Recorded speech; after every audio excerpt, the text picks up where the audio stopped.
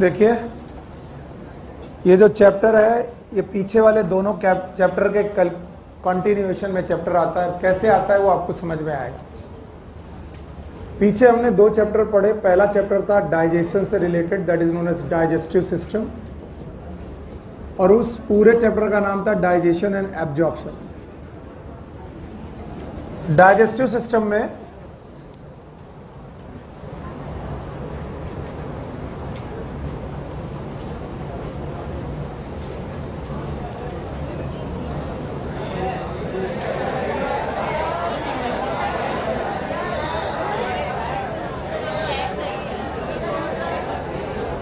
Okay, शांत रहो। जो तुम्हारे लिए सही है वो सही होगा, मेरे लिए भी कुछ सही मायने रखता है। मुझे ऐसे पढ़ाने दीजिए और आप केवल सुनिए। कुछ बच्चे हैं जिनको ऑनलाइन में तकलीफ है, ब्लैक वाले में बहुत ज़्यादा विजिबल नहीं आ रहा, उन्होंने मुझे मैसेज भेजा है वीडियो ऑनलाइन बन रहा, तो उनकी भी सुन लेते हैं। आप लोग तो बैठ के देख ही रहे हो। तो हम लोगों ने पढ़ा डाइजेस्टिव सिस्टम, और डाइजेस्टिव सिस्टम में हमें न्यूट्रिएंट मिले और इन न्यूट्रिएंट को हमने किया एब्जॉर्ब। इसके बाद दूसरा सिस्टम मिला जिसका नाम है रेस्पिरेटरी सिस्टम,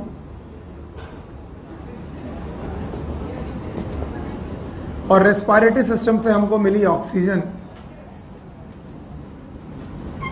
तो आज चैप्टर यहीं से शुरू होता है कि जो तुमने डाइजेस्टिव सिस्टम में न्यूट्रिएंट पाए हैं और रेस्पिरेटरी सिस्टम में ऑक्सीजन पाए हैं, एक्चुअली जाते कहाँ हैं?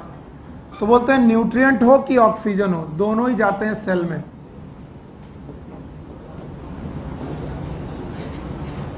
और सेल में इनका होता है मेटाबॉलिज्म। क्या होता है बेटा? मेटाबॉलिज्म।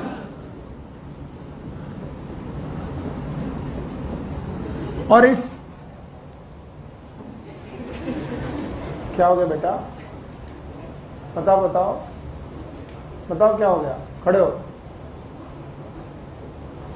खड़े हो जाओ, खड़े हो। क्या हो गया बताओ, हम लोग भी हंस लें।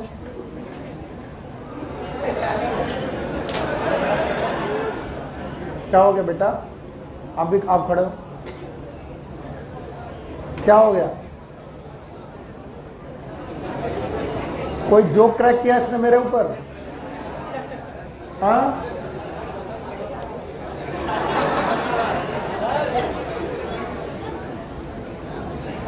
टीचर पे जोक क्रैक नहीं करते बेटा, गलत बात होती है। बैठो, हम है ना अपने ऊपर जोक क्रैक करने के लिए। तुम्हें मन करे कि सर जोक सुनाओ तो बता दो, सर काला का लूटा बैगन लूटा। वो कह रहा, आज सुबह एक बच्चे ने कहा सर आज आपने पीली पीली शर्ट पहनी और आप काले हो, बिल्कुल टैक्सी लग रहे हो। तो काला पीला, अरे जौन पीला है तौन मनाओ। और तुम तो आज से मेरे से बात मत करना। तुमने आज किसी को मारा?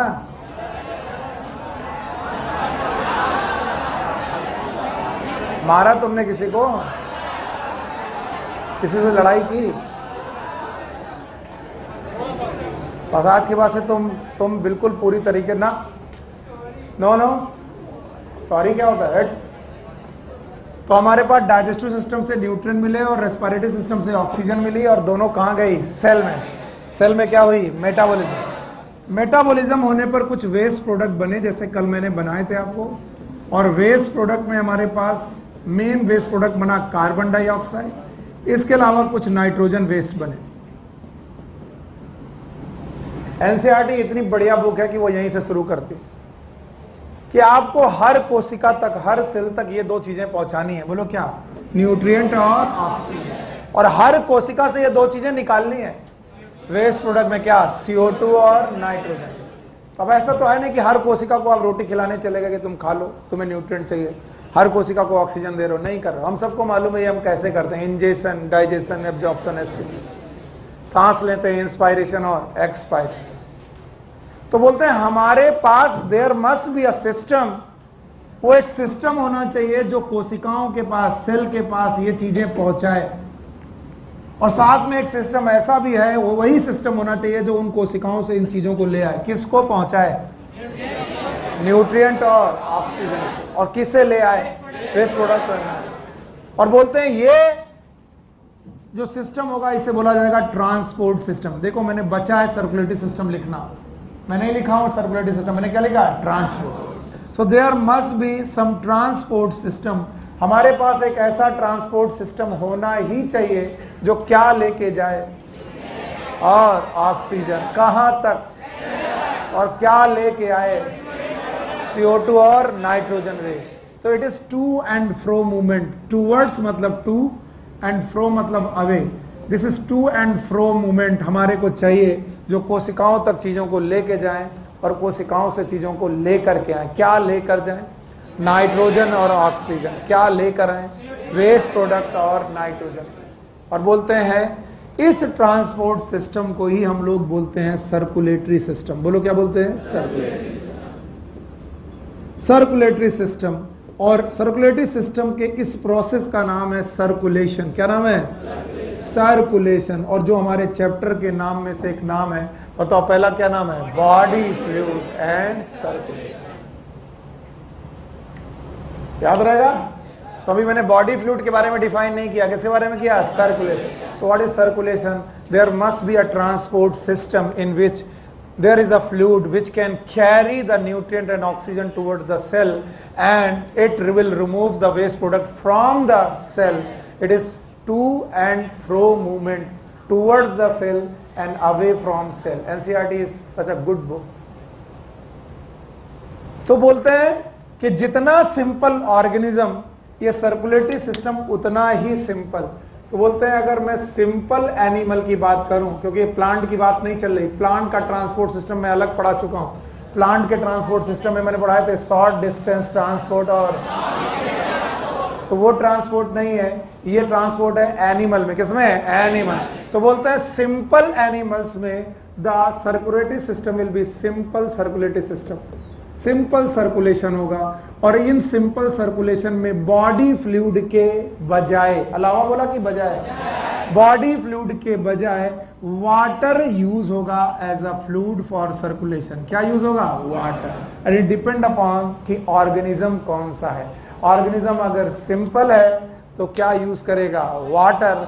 और अगर ऑर्गेनिज्म कॉम्प्लेक्स है, कैसा है? कॉम्प्लेक्स, या फिर बेटा कॉम्प्लेक्स ऑर्गेनिज्म में हायर एनिमल हो गया है, और हायर, सिंपल में भी हायर एनिमल हो गया है, तो याद रखना कॉम्प्लेक्स लोग इस वाटर की जगह बॉडी फ्लूइड को यूज करेंगे। क्या यूज करेंगे? बॉडी।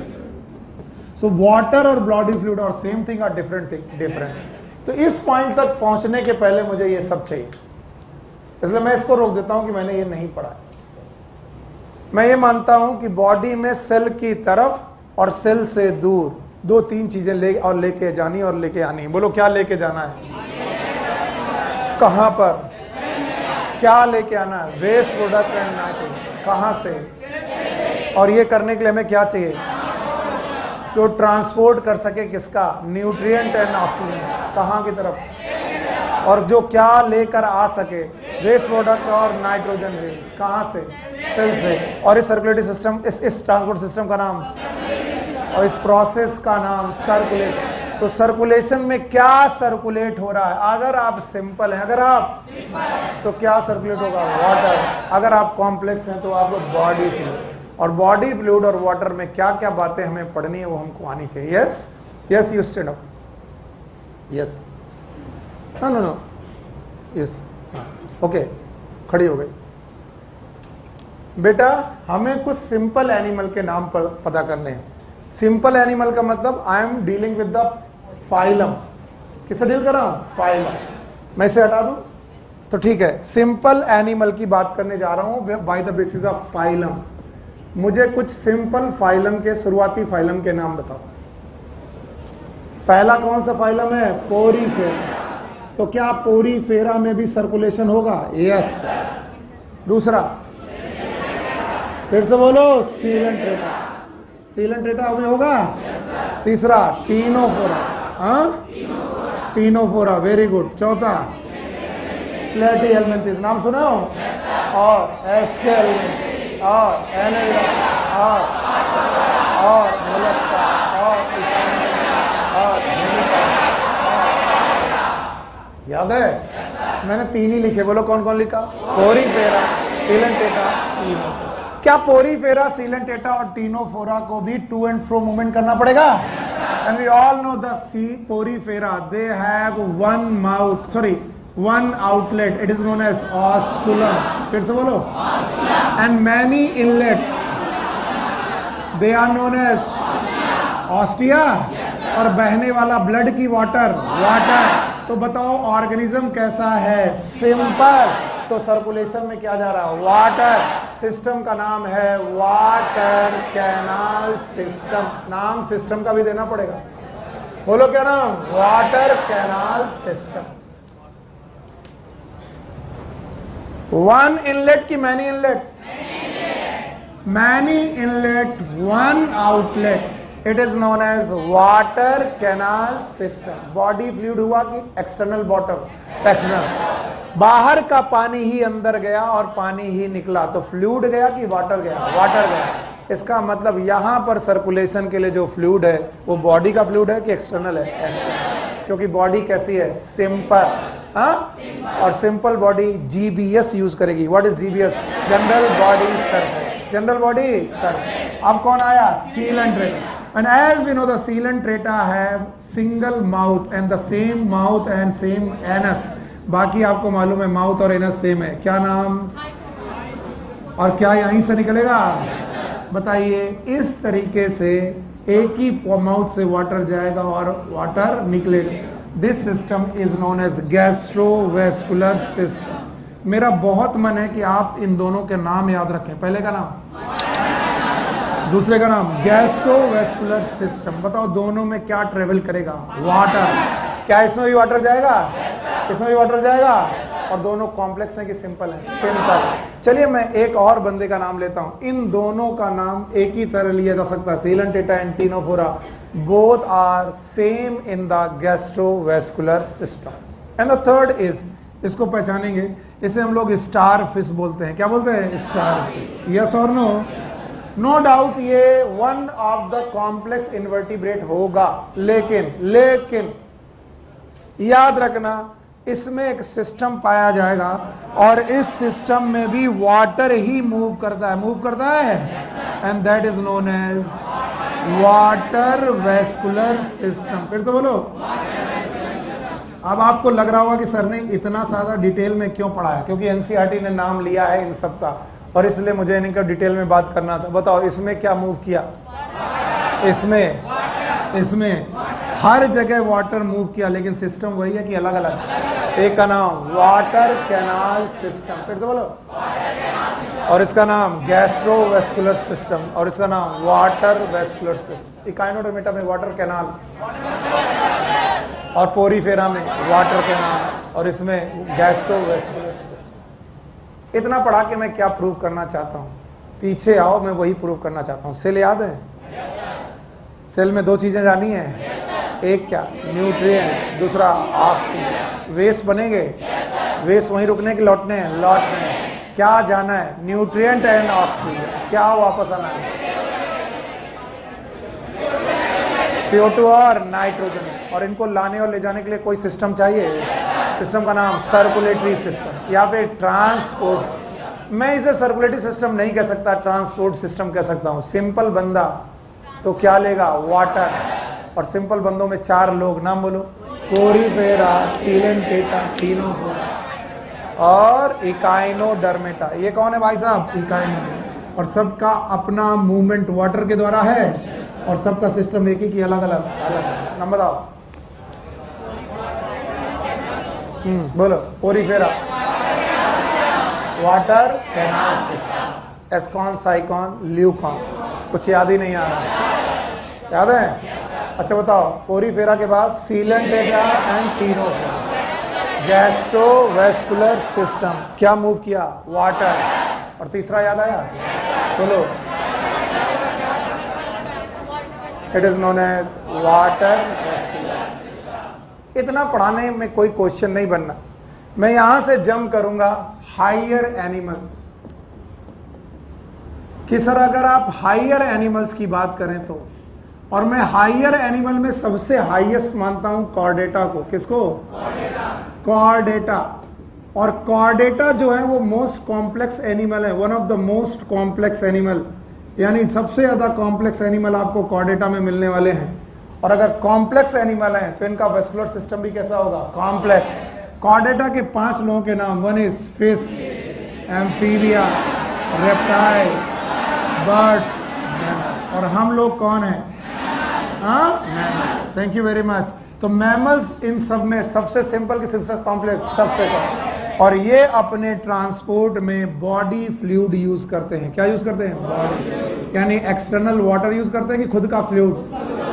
और इस खुद के फ्लूइड को यूज करने के लिए ये 2 प्रकार के फ्लूइड पे डिपेंडेंट है। One is known as blood, another one is known as lymph. और मैं यहाँ छोड़ने वाला नहीं हूं, अब आपको पूरा करना पड़ेगा एक साथ बोलेंगे सब लोग, यस। पोरीफेरा सिस्टम बोलो, water canal system, Coelenterata Ctenophora, vascular system, yes. इसके बाद आया echinoderm, water vascular system. If you have the blood for your circulation, it is known as blood vascular system, blood vascular system. And if you have the lymph, it is known as a lymphatic system. तो higher animals अपनी body में transport के लिए 2 system use करते हैं, blood vascular system and lymphatic system. और मैं अभी भी इस पॉइंट को कहकर वही पॉइंट बोलना चाहता हूं कि चाहे ब्लड हो चाहे लिम्फ हो, वो क्या लाना और क्या ले जाना चाहते हैं, न्यूट्रिएंट एंड ऑक्सीजन। लाना कि ले जाना, लाना।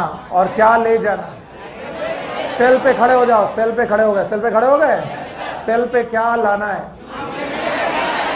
न्यूट्रिएंट और ऑक्सीजन। क्या ले जाना है, CO2 और नाइट्रोजन गैस। और ये कौन करेगा, ब्लड और लिम्फ। पीपी आ गया, आ गया, क्वेश्चन का जवाब दो। बाकी कोई भी प्रॉम्प्ट करेगा नहीं, कोई फुसफुसाएगा नहीं।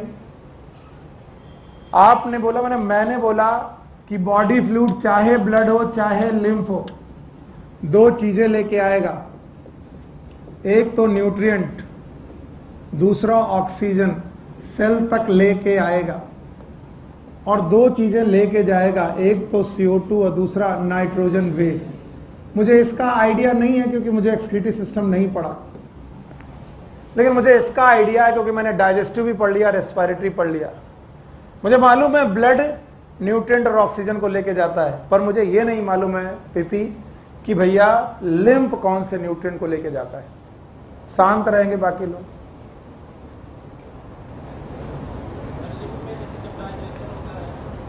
लिम्फ में डाइजेशन होता है, हाँ लिम्फ।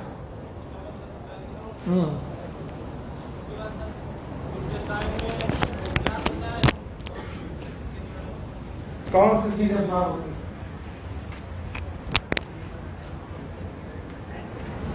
आओ आगे आओ, आओ। ये आखिरी कोशिश कर रहे हैं कि तुम पढ़ो, इसके बाद आज के बाद से तुमको लिस्ट से भी निकाल देंगे। फैट का एब्जॉर्प्शन बताओ, फैट का एब्जॉर्प्शन पूरा बताओ। इंटेस्टाइन से फैट का एब्जॉर्प्शन कैसे होता है, वहां बैठना छोड़ दो, ठीक। केवल बदतमीजी के अलावा वहां कुछ नहीं होती। अगर सिलेक्ट होना है तो, और गांव में कुछ लेके जाना है हाथ में तो, ठीक है। कुछ लोग होते हैं जिनकी कुत्ते की पूंछ टेढ़ी जैसी होती है, वो वैसे रहेंगे। और तुमसे आखिरी उम्मीद है, और तुमसे भी उम्मीद करना बंद कर देंगे हम। जाओ भागो। लिम्फेटिक सिस्टम याद है? yes, मिसल्स याद हैं? yes, मिसल्स पहुंचती हैं लैक्टियल के पास। yes, लैक्टियल में क्या है? लिम्फ। विलाई और माइक्रोविलाई याद है? yes, विलाई के नीचे लैक्टिएल। लैक्टिएल है, लैक्टिएल में क्या है? लिम्फ। क्या खाना ल्यूमेन से एब्जॉर्ब हुआ? क्या इंटेस्टाइन की सेल में आया? रीस्टिफिकेशन किया? काइलोमाइक्रोन बना? काइलोमाइक्रोन कहां भेजा गया? लिम्फ में। तो कोई कभी कभी कोई चीज आपको फॉर ग्रांटेड लगने लगती कि सर तो रट के आए। एनसीईआरटी अगर कोई भी लाइन लिख रही तो उसके पीछे 10 बार सोचो कि यस, चाहे ब्लड हो चाहे लिम्फ हो, दोनों के दोनों लोग क्या कैरी कर सकते हैं? Nutrient and oxygen. न्यूट्रिएंट तो कर ही सकते हैं, और जितने फैटी सब्सटेंस हैं वो किसके द्वारा कैरी होते हैं? लिम्फ। और ये कैरी होकर के जा रहे हैं और वापस भी लौटेंगे तो वेस्ट मटेरियल लेके आएंगे। और इसलिए बॉडी में 2 फ्लूइड हैं हमारे पास, एक कौन सा? ब्लड, और दूसरा कौन? लिम्फ। और चैप्टर शुरू ही होगा तो इन्हीं दोनों चीजों को पढ़ाएगा। पहले क्या पढ़ाएगा? ब्लड, दूसरा क्या? लिम्फ। पहला पैराग्राफ अभी मैंने पढ़ा है, इतना टाइम लग गया। पहला पैराग्राफ खत्म करो और मुझे बताओ, क्या डाइजेशन सिस्टम में हमें न्यूट्रिएंट मिले थे? रेस्पिरेटरी में ऑक्सीजन। दोनों कहां गए? सेल में। क्या की? मेटाबॉलिज्म। क्या पैदा हुआ? CO2 और नाइट्रोजन। कोई इन्हें लेके आया होगा? इन्हें न्यूट्रिएंट एंड ऑक्सीजन। कोई इन्हें ले जाएगा? किसे? CO2 और वेस्ट ले जाएगा। CO2 और वेस्ट। खड़े हो। यस, CO2 का ट्रांसपोर्ट थ्रू ब्लड, तीनों तरीके। Dissolve form 60%। कितना प्रतिशत? 60%। बाइकार्बोनेट 70%। कार्बामिनो हीमोग्लोबिन 20 से 25%। किसके थ्रू? ब्लड के। तो बताओ, ब्लड न्यूट्रिएंट लाया था? ऑक्सीजन लाया था? CO2 ले जाएगा? कहां ले जाएगा वो हमसे मतलब नहीं है, ले जाएगा। तो लाएगा और ले जाएगा। क्या लाएगा?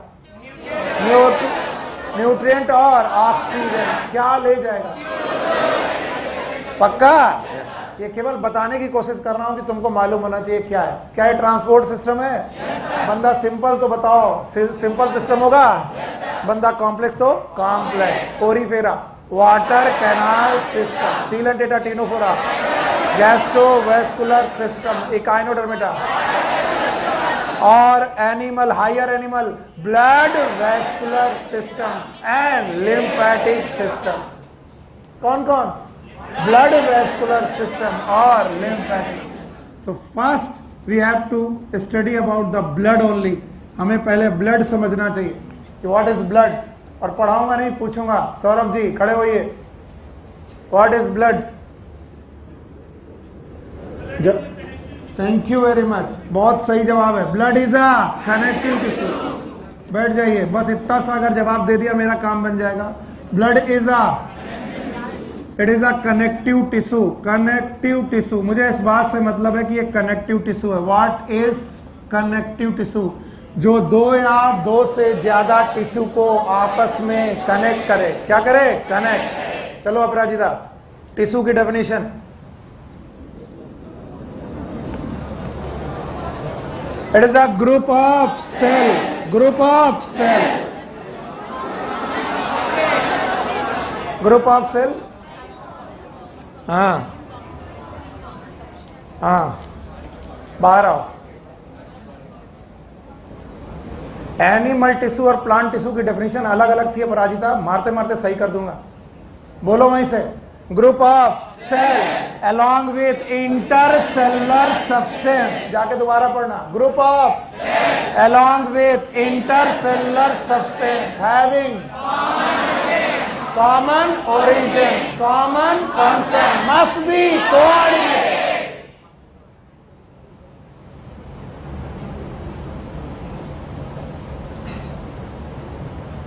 अगर बुद्धि सही रखनी है, सेलेक्ट होना है तो नहीं, यहीं घूमते रहोगे। और अपने कुछ दीदियों से पूछो कितने साल से यहां पर घूम रही हैं। बैठो, बोलो। Group of. तो ब्लड भी ग्रुप ऑफ सेल है। Group of cell along with intercellular substance. बाकी पूरी डेफिनेशन तुम जानो और मैंने यही डेफिनेशन लिखवाई थी। Group of along with intercellular substance having common origin होनी चाहिए। It must have the common origin और सबको मिलकर के कॉमन फंक्शन। क्या करना चाहिए? इससे भी काम चलने वाला नहीं है। And must be coordinated. Porifera के पास एक सेल की बहुत सारी ओरिजिन भी एक साथ हो सकता था, लेकिन उनके पास कोऑर्डिनेशन नहीं था, क्योंकि नर्व और नर्व नहीं थी तो टिश्यू। तो पोरीफेरा के पास सेल होने के बावजूद भी टिश्यू नहीं थे। और इसीलिए मैंने बोला था किसी भी कनेक्टिव टिश्यू में, किसी भी तीन बातें देखेंगे। सुभाषिनी खड़े हो। वो कौन सी तीन बातें थी जो तुम्हें मुझे किसी भी कनेक्टिव टिश्यू में देखनी थी? चलो।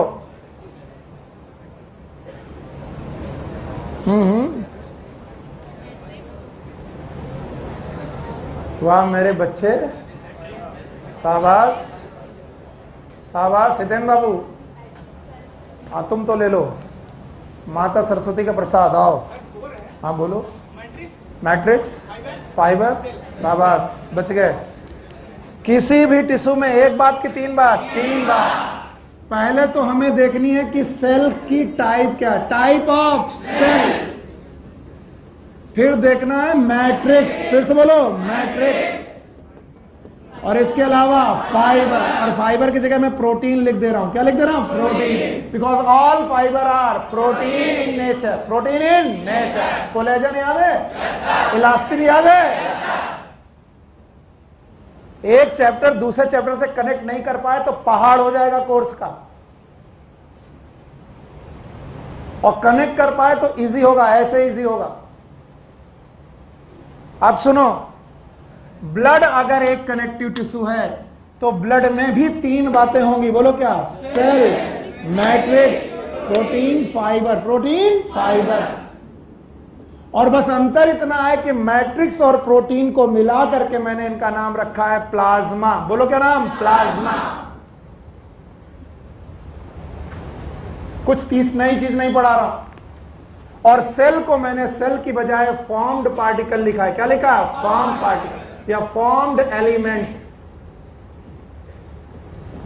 ऐसा कोई पहाड़ नहीं टूट रहा, चीजें वही हैं। तो अब मुझे बताओ, ब्लड में दो चीजें जो होनी ही चाहिए, नंबर बोलो, formed element and plasma. Plasma शब्द पहली बार यूज कर रहे हैं, इसके पहले यूज मैंने बोला था इसके पहले किसी भी कनेक्टिव टिश्यू में। फिर से बोलो, हम टिश्यू की डेफिनेशन के अनुसार ही तीन चीजें ढूंढेंगे। टिश्यू की definition, having intercellular substance. Intercellular substance is matrix. Group of cell is cell. Okay? तो group of cell having intercellular substance and having common origin, common function and must be coordinated. Coordination के लिए क्या चाहिए? Nerve. Porifera के पास एक cell की बहुत सारी नर्व पहली बार सीलेंटेड है, टिश्यू पहली बार सीलेंटेड, टिश्यू उसके पहले शब्द नहीं आया। अब इसको हवा बना लो ब्लड को, और डरो कि ब्लड पता नहीं कैसे पढ़ाया जाए। What is blood? अब मेरा हर बच्चा जानता कि ब्लड में एक बात की दो बात, एक कौन, दूसरा। पर ये भी वही तीन बातें हैं। तीन बातें याद है? किसी भी टिश्यू में क्या क्या देखना है? सेल, इंटरसेलुलर सब्सटेंस और फाइबर। फाइबर मतलब प्रोटीन। यही पढ़ाया था मैं कि जब भी टिश्यू देखने को मिले क्या क्या ढूंढोगे? तीन, सेल, मैट्रिक्स, फाइबर। जब मैंने आपको टिश्यू सिस्टम पढ़ाया था in structural organisation of animal, अभी सीख लो, दोबारा उस चैप्टर को पढ़ो तो कैसे पढ़ना। किसी भी टिश्यू में क्या जोड़ना है, जुड़ना है? तीन। Number one, cell, matrix, fibre. याद रहेगा? और याद रखना, ब्लड में सेल का नाम फॉर्म्ड एलिमेंट, मैट्रिक्स और प्रोटीन का नाम प्लाज्मा। तो अगली बार मैं पूछूं ब्लड किन दो चीजों से मिलकर बना है, बता पाओगे? सर दो चीजों से, यानी plasma, blood plasma. Sir blood plasma से मिलकर के बना हुआ है और सर फॉर्म्ड एलिमेंट से मिलकर बना है। और ब्लड प्लाज्मा टोटल ब्लड का 55% है, 55%, and formed element total blood का 45% है। 55 और 45 मिलकर के दोनों कितने हो गए? 100। तो अगर 100% ब्लड है आपके पास, 1 लीटर ब्लड है, तो उसका 55% क्या होगा? Blood plasma. और 45% क्या होंगे? Formed element. कोई नई चीज नहीं पढ़ा रहा हूं। और इनको भी इसी डेफिनेशन में ढूंढो, cell, matrix, fibre. Matrix, fibre, plasma. आइए एक एक करके उठाते हैं। चलो हटाते हैं। बताओ ब्लड में कितनी चीजें हैं? एक। दूसरा, तो पहले मैं ब्लड का प्लाज्मा आपको पढ़ाने जा रहा हूं, ब्लड प्लाज्मा। जो जो मैं पूछता जाऊं बताते जाओगे, मेरा काम बनता जाएगा। Blood plasma, it is the 55% of total blood.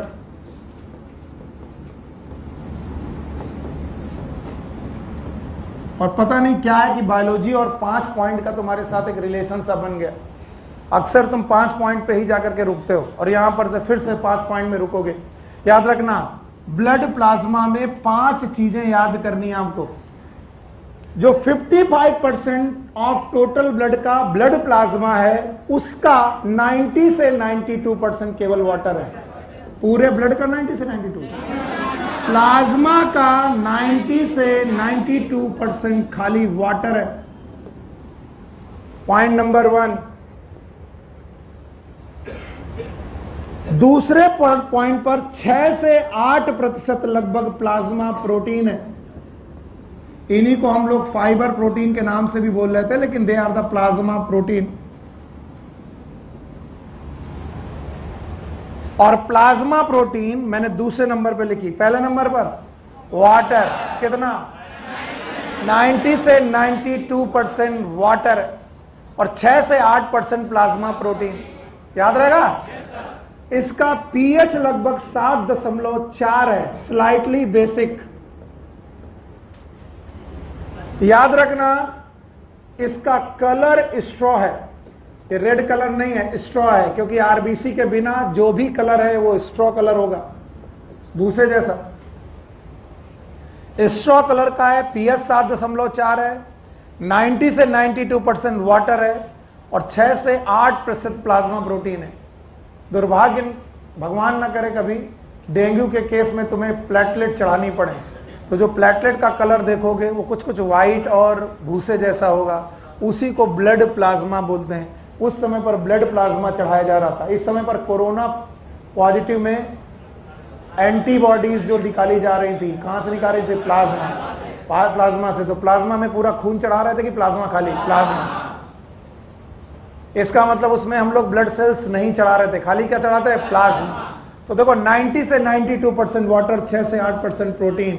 और प्रोटीन भी कुल मिलाकर 3 प्रकार की। Number 1 is known as fibrinogen, जो लगभग 0.5% है।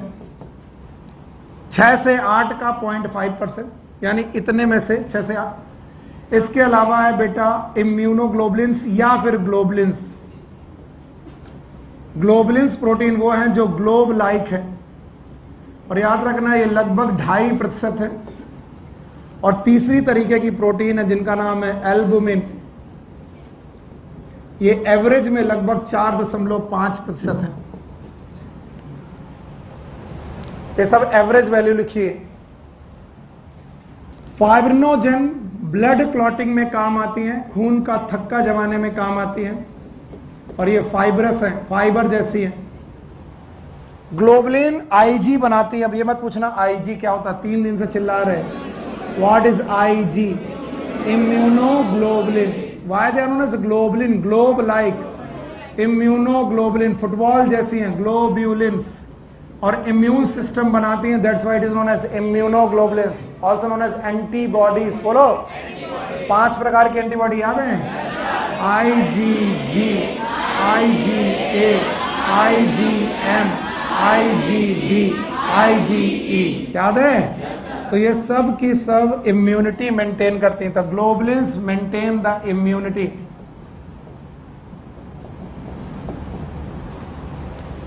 And albumin they maintain the osmolarity of the blood. और बहुत सारे लोग नए हैं, उनसे तो मुझे कोई शिकायत नहीं है, लेकिन पुराने लोग को याद होना चाहिए। Yes, osmotic pressure is directly proportional to concentration. अगर प्रोटीन की कंसंट्रेशन तो ऑस्मोटिक प्रेशर भी ज्यादा। तो बताओ ब्लड का ऑस्मोटिक प्रेशर कम कि ज्यादा? किसकी वजह से? एल्बुमिन। तो बताओ कौन है जो ऑस्मोलैरिटी मेंटेन करेगा? एल्बुमिन। कौन है जो इम्यूनिटी मेंटेन करेगा? ग्लोबुलिन। कौन है जो क्लॉटिंग करेगा? फाइब्रिनोजन। और बोलते हैं ये जो ब्लड है या plasma, it is highly viscous. It is almost 5 times viscous than water. Water का 5 गुना विस्कस मटेरियल है। तो अभी 2 ही पॉइंट हमने लिखा है, बताओ 90 से 92% वाटर। टोटल ब्लड का, प्लाज्मा का 90 से 92% वाटर, 6 से 8% प्लाज्मा प्रोटीन। इसके अलावा न्यूट्रिएंट, तीसरे नंबर पर है न्यूट्रिएंट। अब कई लोग मुझसे पूछते हैं न्यूट्रिएंट कहां से आए, तो मैं बोलूंगा 3-5 स्टेप। पहला इंजेशन, डाइजेशन, एब्जॉर्ब। इंटेस्टाइन से खाना एब्जॉर्ब किया था, कहां गया था? ब्लड में। ब्लड में कहां गया था? आरबीसी में। प्लाज्मा में। कहां पर? प्लाज्मा। तो दे may have the nutrient like carbohydrate, protein, fat. Carbohydrate भी हो सकता है, प्रोटीन भी हो सकता है, फैट भी हो सकता है। कुछ लोगों को फैट में ऐतराज होता है। मैंने बताया था SCFA, किसी को याद है? Short chain fatty acid. Lymph से कि ब्लड से? ब्लड से। Long chain fatty acid, blood से कि लिम्फ से? लिम्फ से। तो क्या क्या हो सकता है न्यूट्रिएंट में?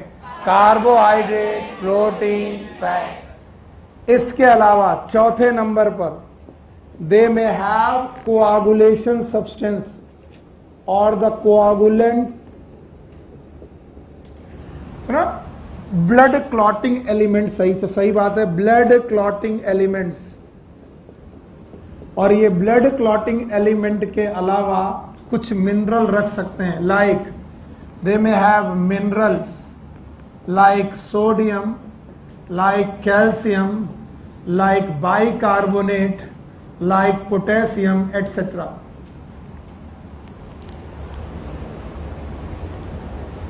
यस, चौथे नंबर पर इनमें ब्लड क्लॉटिंग एलिमेंट हो सकते हैं। कैल्शियम एक ब्लड क्लॉटिंग एलिमेंट है। जब मैं ब्लड क्लॉटिंग पढ़ाऊंगा तो कैल्शियम पढ़ाऊंगा। Calcium is useful in blood clotting. So they may have blood clotting element along with some minerals. बोलो कौन कौन से mineral? Sodium, calcium, bicarbonate, potassium. Nitin, अगर एल्डोस्टेरोन ज्यादा हुआ तो ब्लड में किस आयन की कमी होगी? अगर एल्डोस्टेरोन ज्यादा हुआ ब्लड में किस आयन की कमी होगी? कल क्लास में क्यों नहीं थे? अरे यार सॉरी, पढ़ाया नहीं। आप लोग R1 हो? Sorry. Blood clotting element sodium, calcium, bicarbonate and potassium. ये हो गया चौथा नंबर। पांचवा नंबर, नितिन खड़े रहो। There must be some enzyme. एक ऐसा एंजाइम का नाम बताओ जो हमारे कार्बन डाइऑक्साइड के ट्रांसपोर्ट में मदद करता है। It is carbonic anhydride. फिर से बोलो। तो इनमें कार्बोनिक एनहाइड्रेज नाम के एंजाइम हो सकते हैं। इसके अलावा एमाइलेज नाम के एंजाइम हो सकते हैं, एटसेट्रा। मैंने कहा था बायोलॉजी और 5 का कुछ रिलेशन है। प्लाज्मा में कितनी चीजें पढ़ाई? 5। और इनमें से कोई मेरी नहीं है और कोई किसी बाहर एनसीईआरटी बुक की नहीं है। सब एनसीईआरटी में लिखी हुई पॉइंट है। घर जाओगे, इनको पढ़ोगे और बताओगे कि सर कहाँ लिखा है। बताओ ब्लड में कितनी चीजें? 2। वैसे तो 3 चीजें ढूंढनी चाहिए, मैट्रिक्स, फाइबर, सेल। फिर से बोलो, मैट्रिक्स, फाइबर, सेल। क्योंकि हर टिश्यू में यही डेफिनेशन है, group of cell. with intercellular substance. That intercellular substance is known as matrix. तो यहां पर मैट्रिक्स और फाइबर को मिलाकर मैंने क्या बोला? प्लाज्मा. ब्लड प्लाज्मा में दो चीजें की पांच. पहला वाटर कितना? 90 से 92%. चलो भाई, प्लाज्मा प्रोटीन 6 से 8. कितने प्रकार की? Globulin, albumin. सबसे ज्यादा एल्बुमिन. दूसरे नंबर पर ग्लोबुलिन. तीसरे नंबर पर पक्का कौन है जो ऑस्मोटिक बैलेंस करेगी? एल्बुमिन. इम्यूनिटी, क्लॉटिंग, तो 2 हो गए. तीसरा क्या है? Nutrient, carbohydrate, protein, fat. चौथा क्या है? Blood clotting element, minerals, sodium, calcium, bicarbonate, potassium, enzyme, carbonic anhydrase, amylase, etcetera. कहते हैं कभी कभी ब्लड क्लॉटिंग हो जाती है. ये सबके साथ हुआ है. कुछ लोगों ने देखा है, कुछ लोगों ने उससे घृणा की है, इसलिए नहीं देखा. जब भी आप कभी फोड़े फुंसी को ध्यान से देखेंगे और वहां पर ब्लड क्लॉटिंग की वजह से पपड़ी जमी होगी, उस ब्लड क्लॉटिंग की पपड़ी से निकलता हुआ एक फ्लूइड दिखाई पड़ेगा. That fluid is known as serum. फिर से बोलो, सीरम. मैंने डेफिनेशन बड़ी गंदी पढ़ाई अभी आपको, अब इसको सुनिए. अगर ब्लड प्लाज्मा से, किससे? क्लॉटिंग फैक्टर्स, क्या हटा दिए जाए. क्या हटा दिए? तो ब्लड प्लाज्मा का नाम सीरम. क्यों? क्योंकि क्लॉट से निकलने वाला फ्लूइड भी ब्लड से ही आ रहा है. क्लॉट से ऊज करने वाला फ्लूइड सीरम कहलाता है. किसी ब्लड क्लॉट से, किसी पपड़ी से निकलने वाला फ्लूइड सीरम कहलाता है. इसका मतलब प्लाज्मा ही निकल रहा है, लेकिन क्या छोड़ आया है? Clotting factor. तो blood plasma minus clotting factor, it is known as serum. तो कल को पूछा जाए व्हाट इज सीरम, बोलो बता पाओगे? It is blood plasma minus clotting factor. Blood plasma minus, तो माइनस क्लॉटिंग फैक्टर. होता क्या है, हम लोग पढ़ते बहुत हैं और फील नहीं करते, इसलिए हम भूल जाते हैं. कभी तो चोट लगी होगी जिंदगी में, कभी तो तुमने देखा होगा पपड़ी उछड़ी है, और कभी कभी आपने उसे अध कचरे में उछाड़ दिया होगा. तो पहले तो उछाड़ने पर ब्लड निकला होगा, दोबारा पपड़ी जमी होगी, उससे एक फ्लूइड पास हो रहा होगा, अजीब सा चिपचिपा सा. That is known as serum. इसका मतलब ब्लड प्लाज्मा से क्या हटा दिए जाएं? क्लॉटिंग.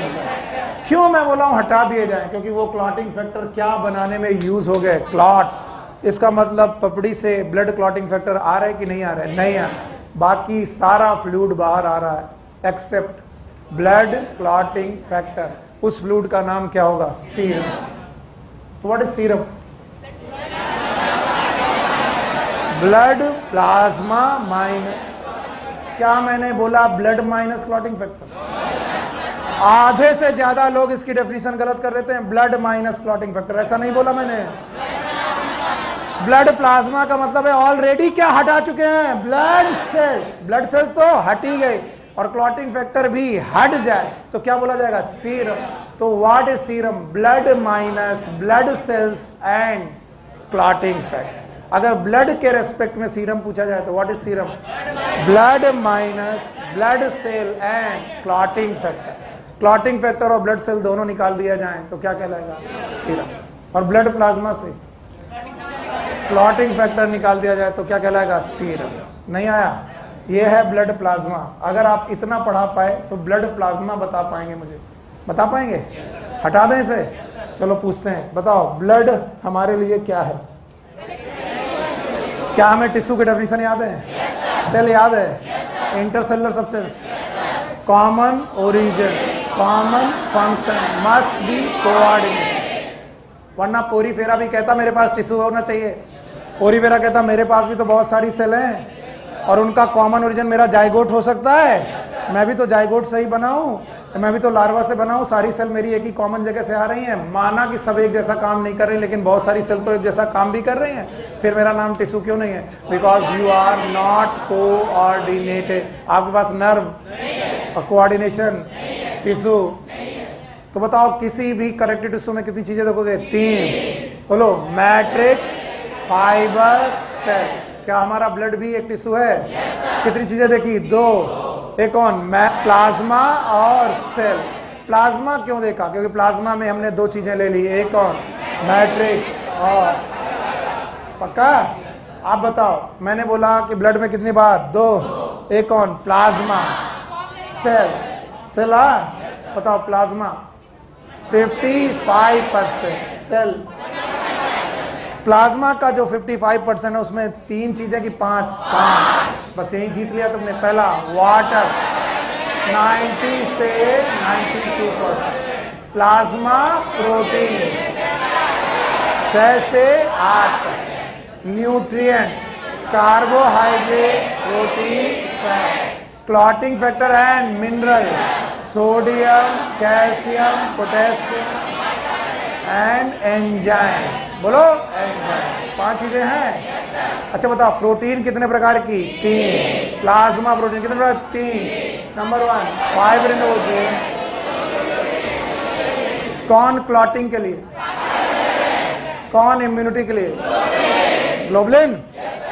कौन है जो बेटा, क्या इसका पीएच 7.4 है, क्या ये लाल कलर का है, लाल की स्ट्रॉ है। अच्छा बताओ, क्या ये विस्कस है, पानी से लगभग 7 गुना, 5 गुना, कितना, 5, पक्का। शाबाश मेरे बच्चे। अब आइए, formed particle, they are also known as blood sales.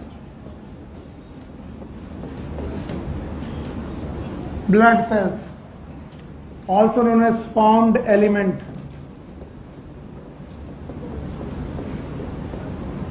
पहले मैं एक बात आपको बता देना चाहता हूं, because is a tissue, tissue is made up of cell, तो यहां सेल तो होनी ही है ना। अरे इसमें डर का है, I blood is a tissue, तो tissue is made up of cell, तो सेल तो होनी ही थी। और इंटरसेलुलर सब्सटेंस हम पढ़ के चले आए। अभी हमारे पास जो ये फॉर्म्ड एलिमेंट हैं या ब्लड सेल्स हैं, इसमें एक पॉइंट आप लिखेंगे, ऑल ब्लड सेल्स, कोई भी ब्लड सेल हो, जितनी भी सर पढ़ाने जा रहे हैं, all blood cells, they are formed in bone marrow.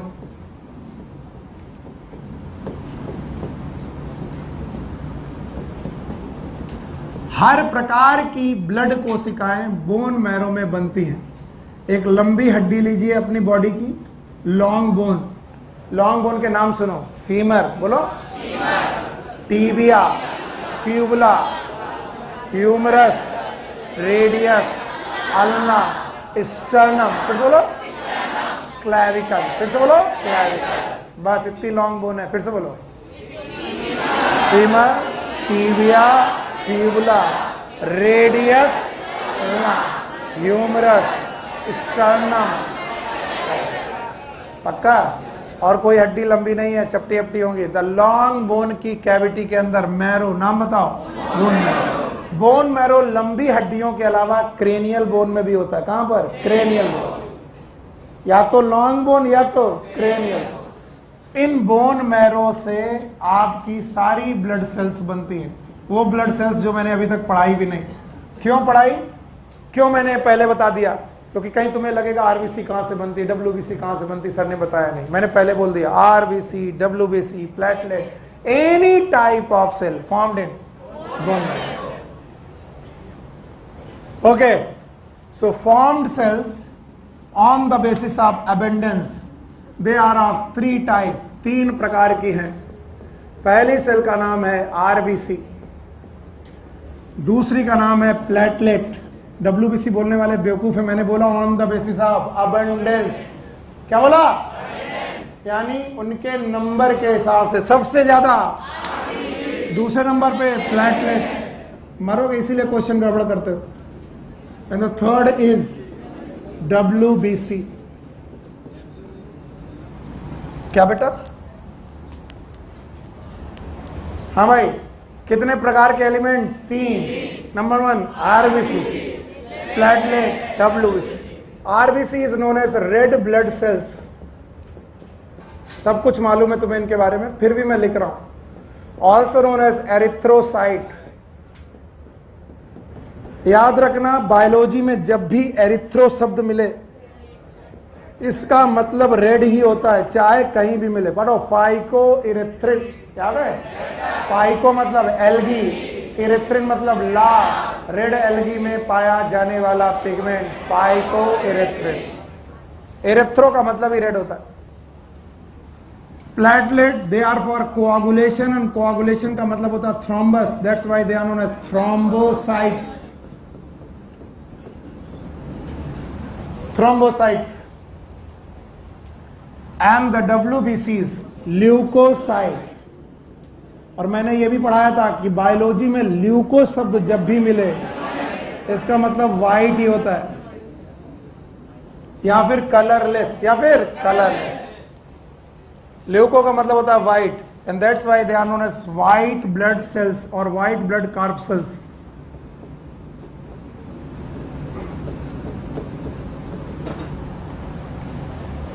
हाँ बेटा, फैन चला है तो बेटा तुम फैन ढूंढ के बैठा करो, चला भाई। यहां पर मैं पढ़ाऊंगा, शोर होगा, मैं कंसंट्रेशन करूँ, वॉमिटिंग आ रही है, एसी नहीं चल रहा।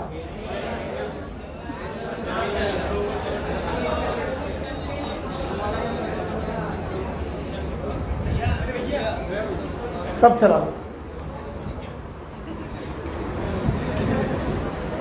ऐसा नहीं कि हम कोई बड़ी ठंडी में पढ़ा रहे तुम।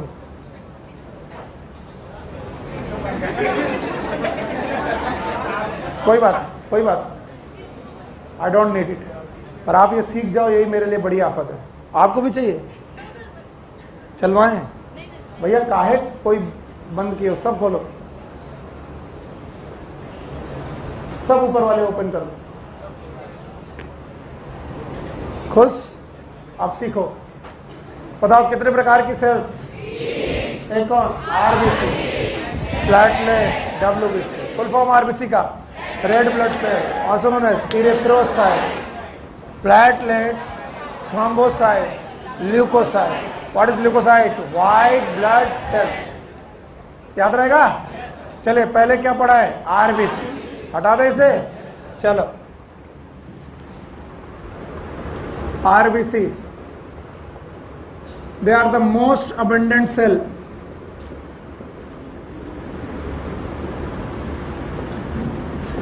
Cell of blood. ब्लड में सबसे ज्यादा यही पाए जाते हैं। कितनी ज्यादा? ध्यान से सुनो, इनका नंबर 50 लाख से 55 लाख पर मिलीमीटर क्यूब होता है। 5 मिलियन टू 5.5 मिलियन पर मिलीमीटर क्यूब ऑफ ब्लड।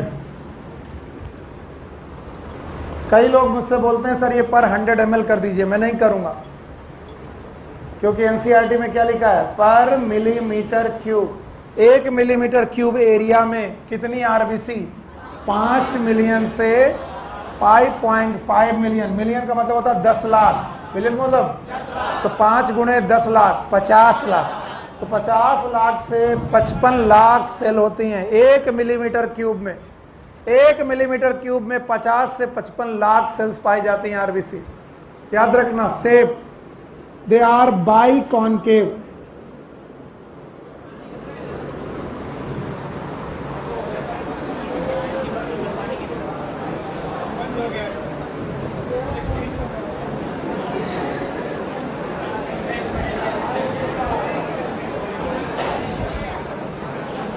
ऐसे में बच्चा कैसे पढ़ेगा बताओ?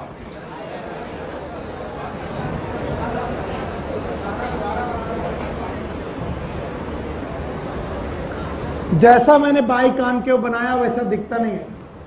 आप लोगों ने डोनेट देखा है? डोनेट, अरे बड़ा देखा, बड़ा दही बड़ा। डोनेट बोलते ही मैंने समझ गया था कि पार्टी चल रही है। तुमको पता नहीं समझ में? हाँ बस कुछ। डोनेट नहीं देखा? डोनेट नहीं जानते हो? मेंदू बड़ा, मेंदू बड़ा। मैं गलती कर रहा हूं, सॉरी। मैंने क्यों पढ़ा? इट इज बाई कॉनकेव, दोनों तरफ से कॉनकेव है। Biconcave in shape.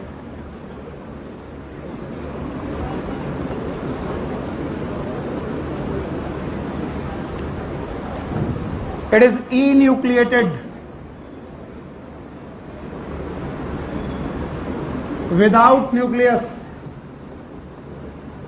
RBC में न्यूक्लियस नहीं होता, इसलिए लिविंग की डेड,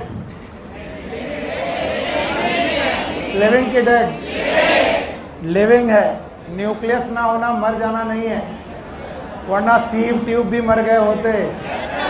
यस है। तो दीज आर लिविंग सेल। कैसी सेल हैं? लिविंग। विथ न्यूक्लियस की without. Why they are living? Because they have cytoplasm. फिर से बोलो। और उस साइटोप्लाज्म में मेटाबॉलिज्म है। लेकिन ध्यान से सुनो, ध्यान से सुनो, most of the cell organelle are absent.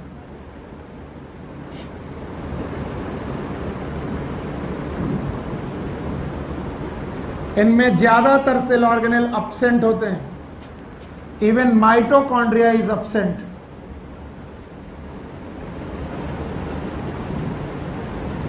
Mitochondria भी एब्सेंट होता है। और माइटोकॉन्ड्रिया एब्सेंट रखने की भगवान को एक वजह है, क्योंकि मालूम है आरबीसी के अंदर भगवान ने एक पिगमेंट दिया है, याद है? पिगमेंट का नाम हीमोग्लोबिन। हीमोग्लोबिन ये स्लाइट पर्पल कलर का पिगमेंट है। क्या पढ़ा रहे हो उल्टा? लेकिन जैसे ही ये ऑक्सीजन से जुड़ता है, किससे जुड़ता है? Oxygen, it become red colour. बोलो कैसा? रेड। तो जिस जिस जगह पर ऑक्सीजन की कमी होगी वहां पर आपको रेड दिखेगा कि ब्लूइश? इसीलिए वेन्स का कलर, वेन देखिए कभी, वेन का कलर लाल होता है कि ब्लूइश? ब्लूइश, क्योंकि वहां पर ऑक्सीजन ज्यादा की कम? कम। नहीं समझ में आया? नहीं समझे ना? मैं बोल रहा हूं हीमोग्लोबिन स्लाइट पर्पल या फिर पिंकिश। बड़ा हरा, हरा दिख रहा है। आइटम हो तुम? हरा नहीं हो, ब्लू है।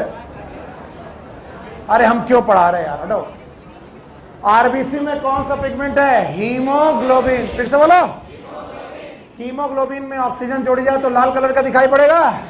और चूंकि बेटा 50 लाख से 55 लाख आरबीसी हैं, तो बताओ प्लाज्मा के पास अगर आरबीसी हुई तो खून कैसा दिखाई पड़ेगा? लाल। जबकि प्लाज्मा कैसा था? उसका कलर। और आरबीसी कितनी है? 50 से 55 लाख। तो आरबीसी बहुत ज्यादा कि बहुत कम? बहुत ज्यादा। तो बताओ खून का कलर लाल। अगर मैं खून से क्या निकाल दूं? आरबीसी। बताओ खून किस कलर का होगा? स्ट्रॉन्ग। जिस कलर का क्या था? प्लाज्मा। बताइए कैसी? बाई कॉन्वेक्स की बाई कॉनकेव? बाई कॉनकेव है। बताइए इसमें न्यूक्लियस है कि नहीं है? नहीं है। और न्यूक्लियस नहीं के साथ साथ सेल ऑर्गेनेल भी नहीं है, माइटोकॉन्ड्रिया भी नहीं है। क्यों नहीं है माइटोकॉन्ड्रिया? क्योंकि भगवान ने हीमोग्लोबिन को यहां प्लेस किया है और उन्हें मालूम है कि हीमोग्लोबिन को मुझे क्या देनी है? ऑक्सीजन। फिर से बोलो। और कौन सा प्रोडक्ट बनाना है? Oxy haemoglobin. फिर से बोलो। और अगर मैं ऑक्सी हीमोग्लोबिन बनाने लगा तो क्या दूंगा? ऑक्सीजन। और अगर मैंने रख दिया क्या? माइटोकॉन्ड्रिया, तो वो ऑक्सीजन कौन ले जाएगा? माइटोकॉन्ड्रिया। तो बताओ जो ट्रांसपोर्ट होगा वो एफिशिएंट होगा कि नॉन एफिशिएंट? इनएफिशिएंट होगा। इसका मतलब जो चोर है उसके द्वारा आप अपना खजाना भेज नहीं सकते। क्यों? क्योंकि खजाना भेजोगे तो बताओ खजाना लुट जाएगा। यस। तो चोर कौन? तो माइटोकॉन्ड्रिया रखेंगे कि नहीं? नहीं, क्योंकि माइटोकॉन्ड्रिया क्या चाहता है? ऑक्सीजन। बोलते हैं ज्यादातर मैमल की बात चल रही है।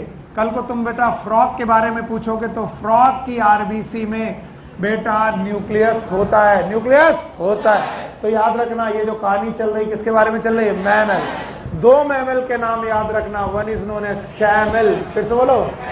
दूसरा कौन? लामा। ये भी कैमल जैसा ही प्राणी है। कैमल एंड लामा, इनकी आरबीसी बाई कॉन्वेक्स होती है। बोलो कैसी होती है? By convex. और कुछ किताबें ये कहती हैं, मैं पहले से सॉरी बोलते हुए बोल रहा हूँ, कुछ किताबें ये बोलती हैं कि ये लोग न्यूक्लियस भी रखते हैं। क्या रखते हैं? न्यूक्लियस। पर एनसीईआरटी ऐसा कोई बात नहीं करती, इसलिए मैं चुपचाप इस पॉइंट को हटा देता हूँ। अदरवाइज सारे मैमल में सारे न्यूक्लियस होगा कि नहीं होगा? नहीं होगा। पर अगर किसी दिन ये क्वेश्चन बन जाए कि कौन सा मैमल ऐसा है जिसमें न्यूक्लियस होगा आरबीसी में, और ऑप्शन में कौन हो? कैमल एंड लामा, लगा दीजिएगा। अदरवाइज कैमल और लामा में भी न्यूक्लियस है कि नहीं है, इस पे कंट्रोवर्सी है। हाँ, पर इस बात में कंट्रोवर्सी नहीं है, शेप में। बताओ ये कैसा है? बाई कॉनकेव, और ये बाई कॉन्वेक्स। अगर बाई कॉन्वेक्स आ जाए तो धड़ल्ले से आंसर लगाओ, बोलो कौन? Camel and llama. चलो, बड़ा मुश्किल है यार मेरे लिए। बंद करो। मैं बता रहा हूं ना, तुम्हारी कंसंट्रेशन मेरे साथ कितनी बनती मैं ही जानता हूं। और मैं पूरे साल नहीं, वो तो चार्जिंग के लिए। हाँ, सब बंद कर दो ऊपर से। यस, सूर्य बाबू मिलेगा नहीं। अगर हम गर्मी में हैं तो तुम भी गर्मी में रहो। बताओ सबसे ज्यादा एबंडेंट कौन सी सेल है? RBC. Full form? Red blood cell. Red blood cell है? कितनी है? अगर भूल जाना तो 50 लाख से 55 लाख 100 ml में पर मिलीमीटर क्यूब। एक शेप अगर देखा जाए आरबीसी का, by concave, convex concave, nucleus, ज्यादातर सेल ऑर्गेनेल, माइटोकॉन्ड्रिया, साइटोप्लाज्म है, जिंदा है, जिंदा है। यस। बताओ कैमल और लामा भी मैमल है? कैमल मतलब हाथी, ऊंट। ऊंट और लामा में भी आरबीसी होती हैं। आरबीसी में न्यूक्लियस होता है कि नहीं होता है? ये कंट्रोवर्सी है, लेकिन ये कैसी होती हैं? बाई का। पर अगर कोई पूछ ले कि न्यूक्लियस वाली आरबीसी इन मैमल, बोलो कैमल। पक्का? और इनके अंदर एक पिगमेंट होता है, पिगमेंट का नाम हीमोग्लोबिन। क्या कैरी करता है? ऑक्सीजन। हीमोग्लोबिन का अमाउंट 12 ग्राम से लेकर 16 ग्राम पर 100 ml। और कल मैंने इसका एवरेज पढ़ाया था, बोलो क्या? 15 ग्राम पर 100 ml। 12 से 16 तक पर 100 ml। याद रखना, अगर आरबीसी का नंबर अपने नंबर से बढ़ जाए, it is known as polycythaemia. Polycythaemia is increase in RBC number.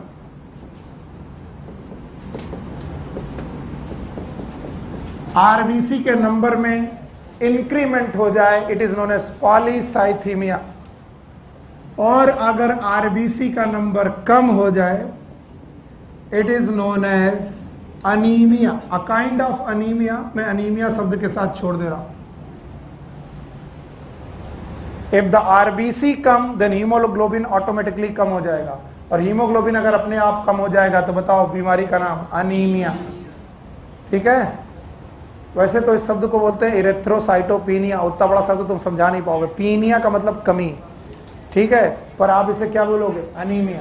RBC का नंबर बढ़ जाए तो, अगर कल को मैं क्वेश्चन पूछूं कि आरबीसी का न्यूक्लियस 2 लोग कि 3 लोग,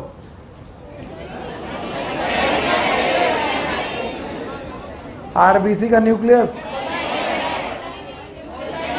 कहाँ हो? आज यहां नहीं हो, तबीयत ठीक नहीं है। आरबीसी का न्यूक्लियस होगा कि नहीं होगा? नहीं होगा। माइटोकॉन्ड्रिया, साइटोप्लाज्म होगा। हीमोग्लोबिन होगा। सफेद सफेद कि लाल लाल? कौन? कब? ऑक्सीजन। ऑक्सीजन ना हो तो स्लाइट ब्लू। इसलिए वेन को देखोगे तो हरी दिखाई पड़ेगी, थोड़ी ब्लूइश दिखाई पड़ेगी। याद रहेगा? हटा दें। आरबीसी खत्म। आरबीसी के बाद आता है प्लेटलेट्स। ए भैया, आरबीसी बनती कहाँ थी? थैंक गॉड, जवाब आया। पढ़ाया नहीं ना मैंने। आरबीसी कहाँ बनती है? वो बनता है। पढ़ाया है? Now platelets.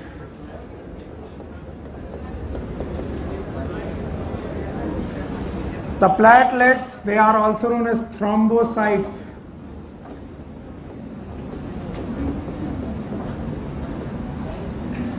Y the known as thrombocyte, because ये थ्रोम्बस नाम के शब्द से बनाई गई है। थ्रोम्बस इसका मतलब होता है blood clot.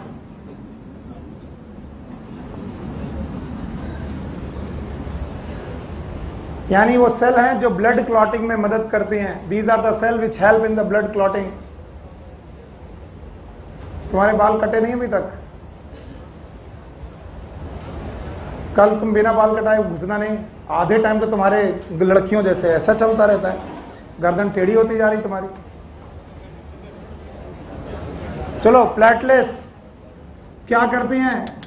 Clot, and that's why clot का मतलब थ्रोम्बस और सेल का नाम थ्रोम्बोसाइट। बोन मैरो में एक स्पेशल सेल होती है, नाम है मेगा कैरियोसाइट्स। बोन मैरो के पास एक स्पेशल सेल होती है जिसका नाम है mega karyocytes.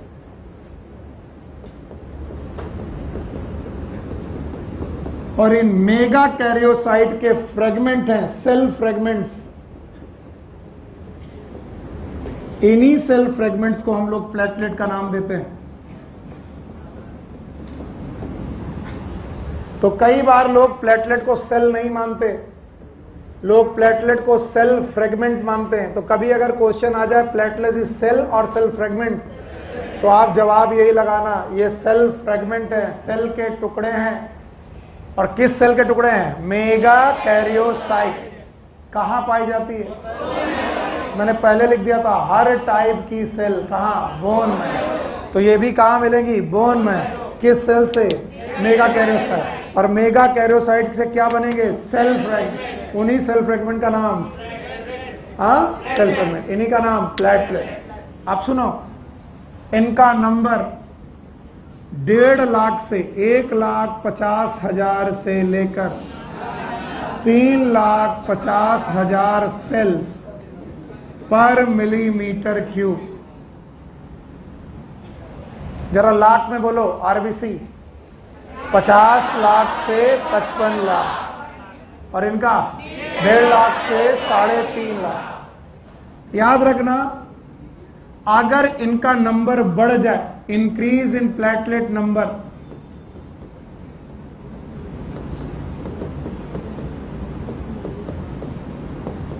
It is known as thrombocytosis. Thrombocytosis. अगर 3-3.5 लाख से ज्यादा होने लगे तो थ्रोम्बोसाइटोसिस। और अगर इनका नंबर डिक्रीज हो जाए, it is known as thrombocytopenia. Penia का मतलब होता है कमी। थ्रोम्बोसाइटोपीनिया। अगर 3.5 लाख से ज्यादा, it is known as thrombocytosis. और 1.5 लाख से कम होने लगे, इट इज थ्रोम्बोसाइटोपीनिया। पेन हटाओ और ध्यान से सुनो। हमारे यहां पर जब भी ब्लड का सर्कुलेशन होता है, ये एक पंपिंग आर्गन से होता है, इसका नाम है सबमर्सिबल पंप। अच्छा, हार्ट। हार्ट जब भी ब्लड पंप करता है, मैं इसे रे डायग्राम बना रहा हूं, जब भी ब्लड पंप करता है हार्ट, तो बेटा सिस्टोल और डायस्टोल नाम के 2 प्रक्रियाएं होती हैं। बोलो कौन? सिस्टोल और डायस्टोल। Contract, relax. अब ध्यान सुनना, इन सिस्टोल और डायस्टोल की वजह से इन आर्टरीज में ब्लड प्रेशर के साथ बहता है। किसके साथ? प्रेशर। और ब्लड प्रेशर के साथ बहने की वजह से आर्टरीज टूटती रहती हैं। याद रखना, पर हमें कभी पता नहीं चलता। क्यों पता नहीं चलता? क्योंकि इन आर्टरीज और इन कैपिलरीज की इन वॉल के ऊपर प्लेटलेट एक कवर बनाता है, फिल्म बनाता है। कौन बनाता है? प्लेटलेट। और इस वजह से टूटी हुई जगह पर, जहां पर भी आर्टरी टूटी, वहां पर क्या बनने लगता है? Blood clot. फिर से बोलो। तो अगर कहीं कोई रप्चर आर्टरी हुई भी तो खून बाहर क्यों नहीं जाएगा? क्या बनेगा? Blood clot. एक ऐसा प्रोसेस है जो इतना थैंकफुल है कि अपने आप चल रहा, और हम इतने थैंकलेस हैं कि हमने कभी ध्यान नहीं दिया।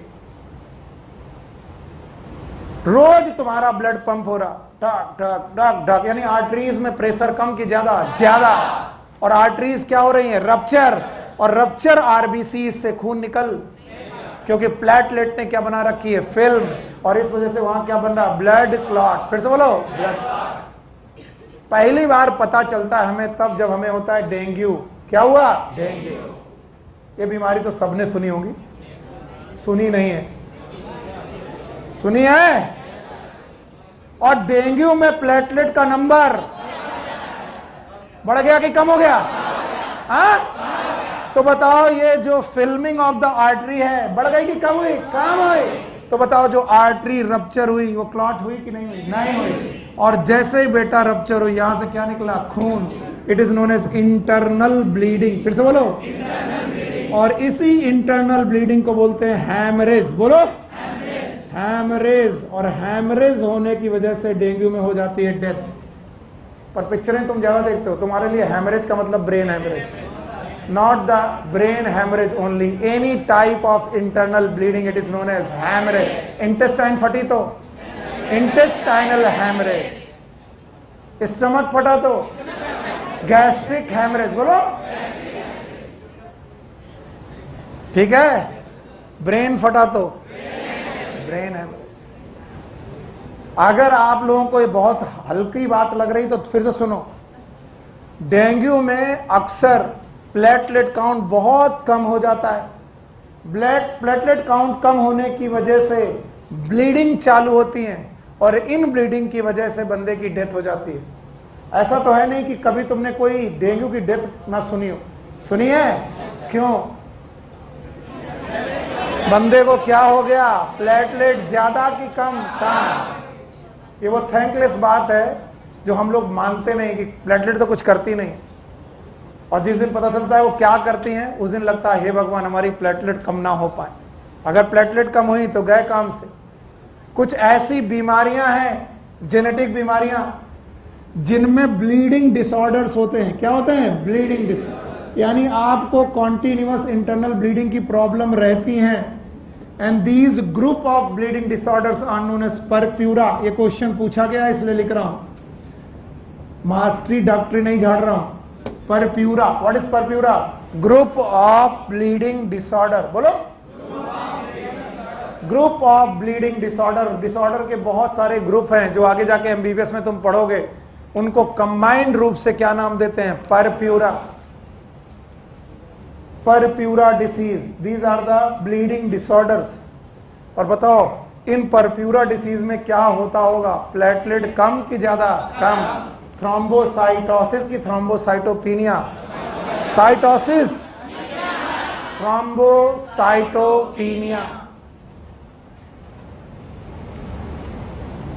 क्या नहीं दिखाई पड़ रहा बेटा? आप लोग क्या नहीं देख पा रहे हो? ये परप्यूरा,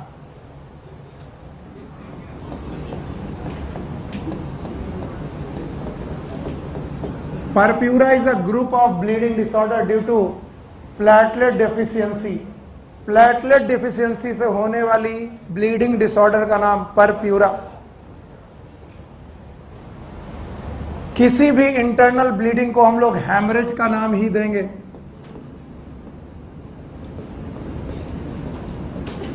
पर चूंकि हमने हिंदी मूवीज ज्यादा देखी हैं, हमारे लिए हैमरेज का मतलब, ट्यूमर का मतलब ऐसा नहीं है।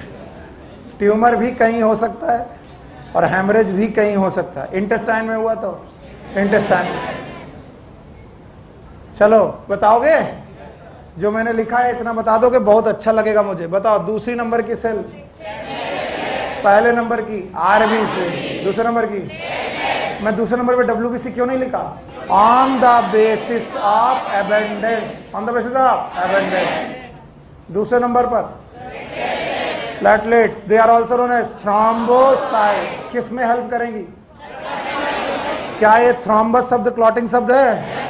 बताओ बोन मैरो में बनेगी किन सेल से? Mega karyocyte. मान लो कभी भूल गए तो याद रखना है, ऐसी सेल का जिनका न्यूक्लियस बड़ा हो, they are known as megakaryocyte. वो सेल है कि सेल फ्रेगमेंट? तो कई बार लोग प्लेटलेट को सेल क्या मानते हैं? Cell fragment. कितना नंबर?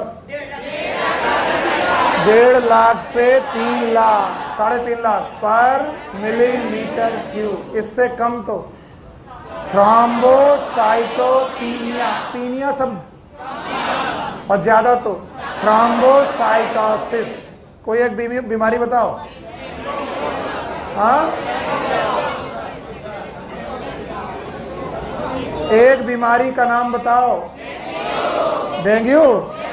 एक बीमारी, ग्रुप ऑफ नहीं, एक बीमारी का नाम डेंगू।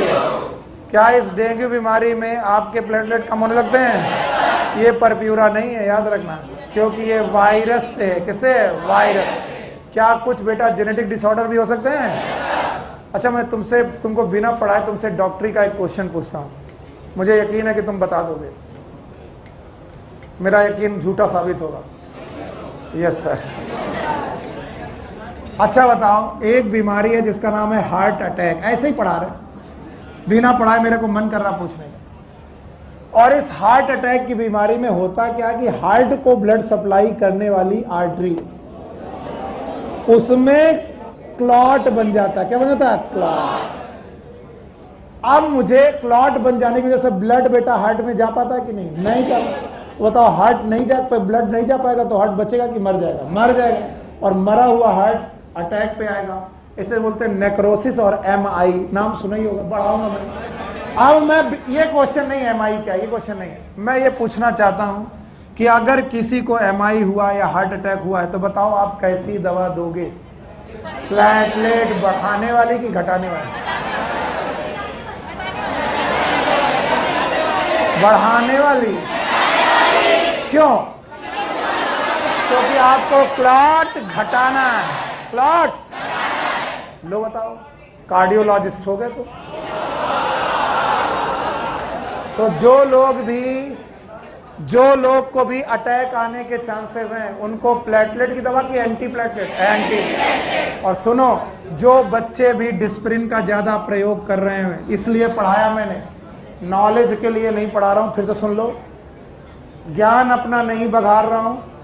आप लोग बहुत ज्यादा डिस्प्रिन यूज करते हैं। डिस्प्रिन में एस्पिरिन है, बोलो क्या है? एस्पिरिन। और एस्पिरिन एक एंटी प्लेटलेट है, बोलो क्या? एंटी। याद रखना, डिस्प्रिन एंटी पायरेटिक भी है, यानी बुखार को भी कम करती है, सर दर्द को भी कर। और आपको डेंगू हुआ, क्या हुआ? डेंगू। और डेंगू में प्लेटलेट वैसे ही कम थी, और डेंगू एक बुखार है, तुमने बुखार खत्म करने के लिए क्या ले ली? डिस्प्रिन। तो प्लेटलेट कम थी और कम। बताओ, राम नाम। और वो बच्चे, खासकर बच्चियां, जो अपनी जेब में डिस्प्रिन लेके चलते हैं, इससे खतरनाक दवा कोई नहीं है। अगर आपको कहीं पर भी बेटा ब्लीडिंग डिसऑर्डर है, during the, I am sorry to say, just for knowledge, during the your menstrual bleeding, never use the aspirin, because the bleeding घटेगी कि बढ़ जाएगी? बढ़ जाएगी, and it will cause the anaemia. So girls, please avoid these drugs known as aspirin.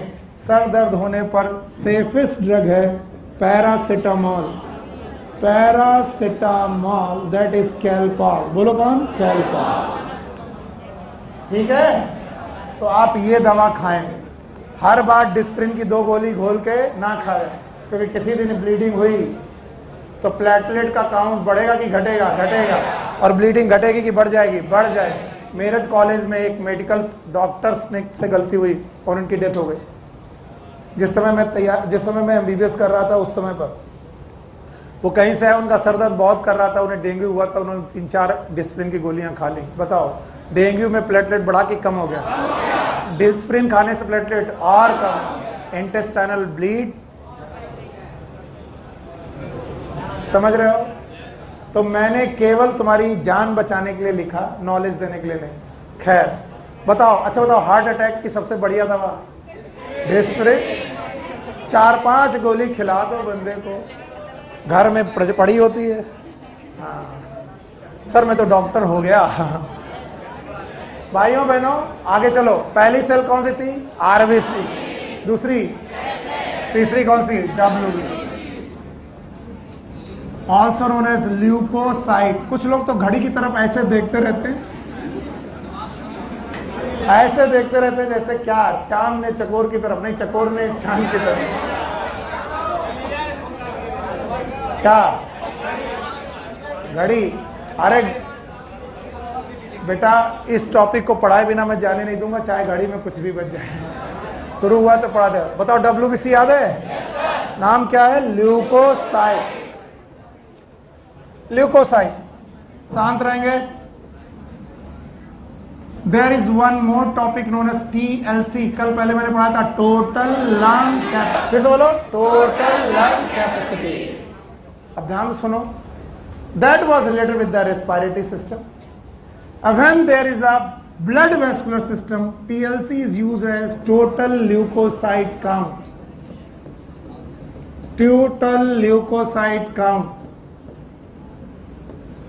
And total leukocyte count is about 6,000 to 8,000 cells per millimeter cube. तीनों compare करेंगे।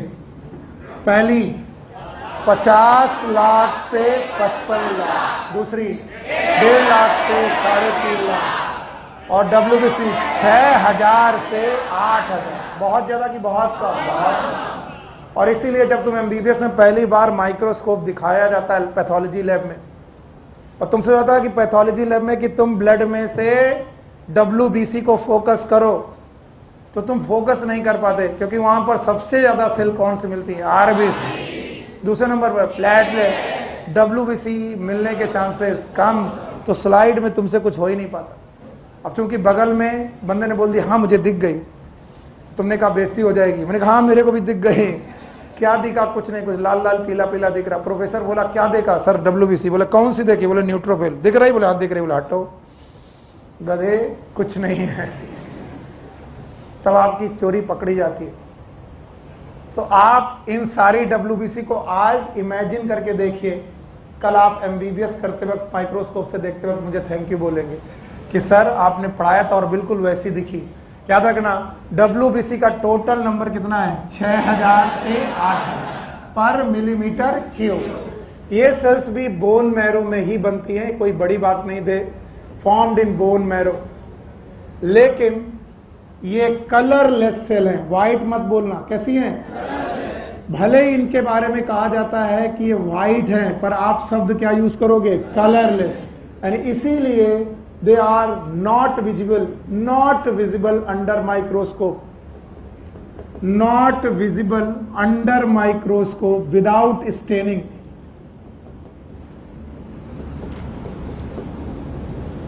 बिना stain किए, बिना कलर किए इन्हें देखा ही नहीं जा सकता। तो WBC कलरलेस कोशिकाएं हैं।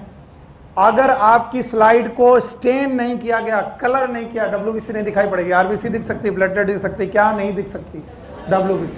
इसलिए staining is very much necessary.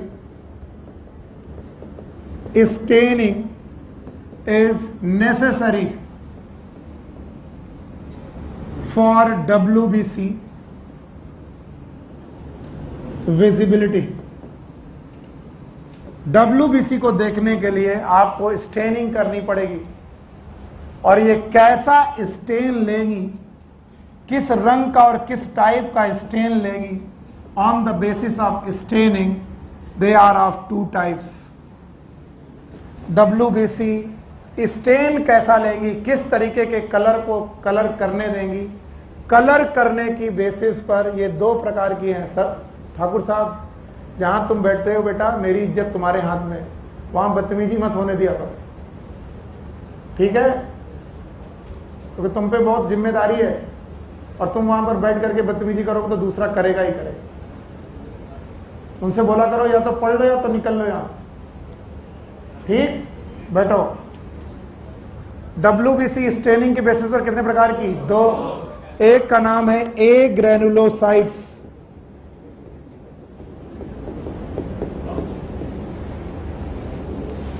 और दूसरे तरीके की RBCs हैं ग्रेनुलोसाइट्स। सॉरी दूसरे तरीके की WBC, आई एम सॉरी, दूसरे तरीके की WBC क्या है? ग्रैनुलोसाइट। नाम चिल्ला चिल्ला करके बोल रहा है कि मैं एक ऐसी सेल हूं जिसके पास न्यूक्लियस है। क्या है?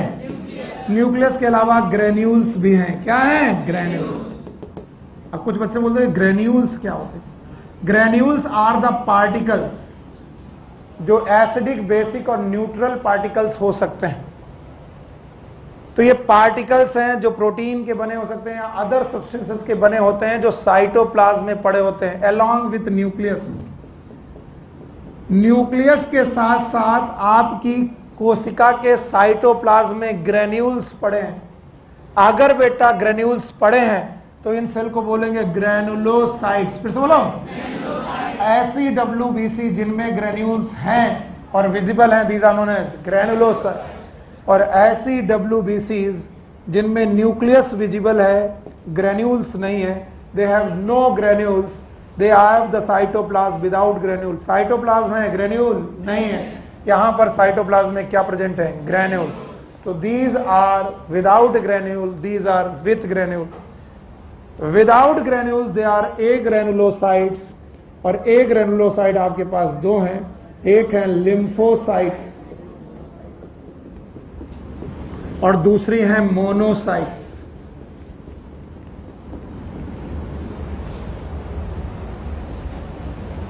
और ग्रेनुलोसाइट आपके पास तीन प्रकार की हैं। एक ऐसी ग्रेनुलोसाइट, ध्यान सुनना, मैं जो कह रहा हूं उस पर ध्यान देना, आपने क्या समझा उसका मेरी जिम्मेदारी नहीं है। आप क्या समझते हो फिर वो अपनी बात मेरे दिमाग में डालकर आप पूछते हो, फिर वो गलत हो जाएगा। ऐसे ग्रेन्यूल जो एसिडिक डाई को अट्रैक्ट करें। किसको? मैंने बोला एसिडिक ग्रेन्यूल है? मैंने ऐसा नहीं कहा, मैंने कतई नहीं कहा कि ये ग्रेन्यूल एसिडिक है। मैंने कहा ऐसे ग्रेन्यूल जो एसिडिक डाई को स्टेन करें, एसिडिक डाई से स्टेन हो जाएं। बताओ, बेसिक की एसिडिक? इसका मतलब ये ग्रेन्यूल किसको लाइक कर रहे हैं? एसिडिक डाई को। इन्हीं को बोलते हैं एसिडोफिल्स। एसिड को लाइक करने वाली cells acidophils, also known as eosinophils. बताओ, इओसिनोफिल के ग्रेन्यूल एसिडिक होते हैं? मैंने ऐसा कहा? मैंने ऐसा नहीं कहा। मैंने कहा ये ग्रेन्यूल किस डाई को अट्रैक्ट करेंगे? The cells whose granule attract the acidic dye and stain with the acidic dye, they are known as acidophils और eosinophil. If they are attract or stained by basic dye, किसके द्वारा? These are known as basophils. Basophils वो कोशिकाएं होती हैं जो basic dye के द्वारा कलर होती हैं। बेसिक डाई, बड़ा बड़ा लिखने में सुनाई नहीं पड़ रहा, बेसिक शब्द नहीं लिख पाए हो और डाई शब्द नहीं लिख पाते हो।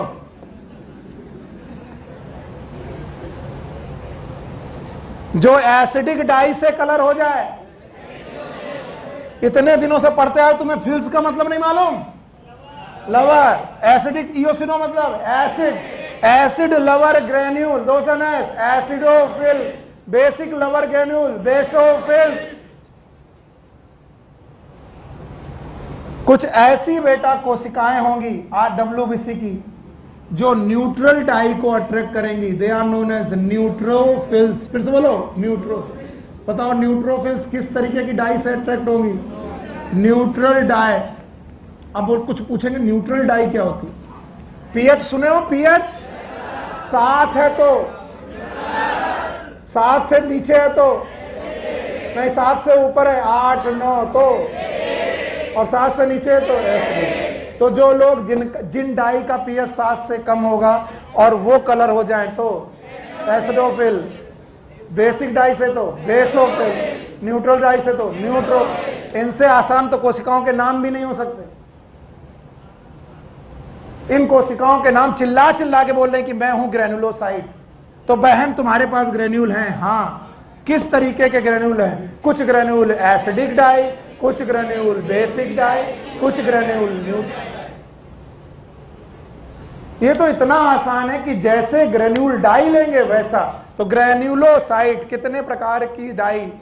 Acidic, basic, neutral. एसिडिक वाला हाँ इओसिन। और ये डाई कहां जा रही है? ग्रेन्यूल्स में। कहां जा रही है? ग्रेन्यूल। तो ग्रेन्यूल कलर हो रहा है किससे? या तो एसिड, या तो बेस, या तो न्यूट्रल। नाम ही बता रहा। बताओ कितने प्रकार की? हाँ बोलो 3। पहले बताओ WBC कितने प्रकार का? 2। जिनमें ग्रेन्यूल है, जिनमें नहीं है। पक्का? सर बड़ा बड़ा लिखो। नहीं लिखेंगे जाओ। कर नहीं लिखेंगे तो नहीं पढ़ेंगे जाओ। पूछना आके, पूछेंगे तो हम है ही है। बताओ कितने प्रकार की WBC? 2। एक कौन? एक ग्रेनुलोसाइट। ग्रेनुलोसाइट, एक ग्रेनुलोसाइट याद रहेगा? जिनमें ग्रेन्यूल, जिनमें ग्रेन्यूल हैं। बोलो ग्रेनुलोसाइट। ग्रेन्यूल कितने प्रकार से? 3। Acidic, basic, neutral. Eosinophil, basophil, neutrophil. Yes और नो? यहाँ monocyte, lymphocyte. ML monocyte, lymphocyte. नहीं आया? और इनकी अपनी एबंडेंस है। इनकी क्या है? Abundance. And there abundance has been written as DLC, driving licence company. नहीं, it is differential leucocyte count.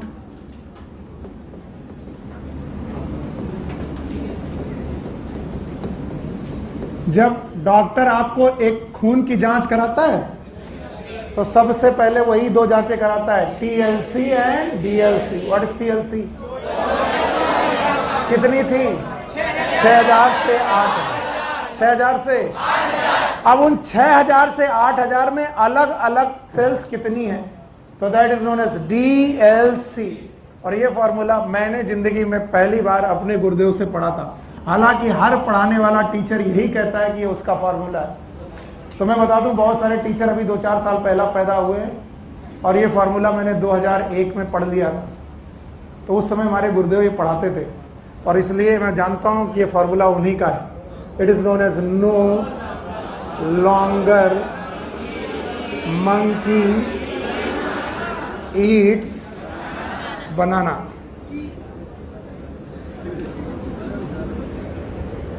अब ये अजीब सा फार्मूला है, बहुत देर तक बंदर केला नहीं खाएगा।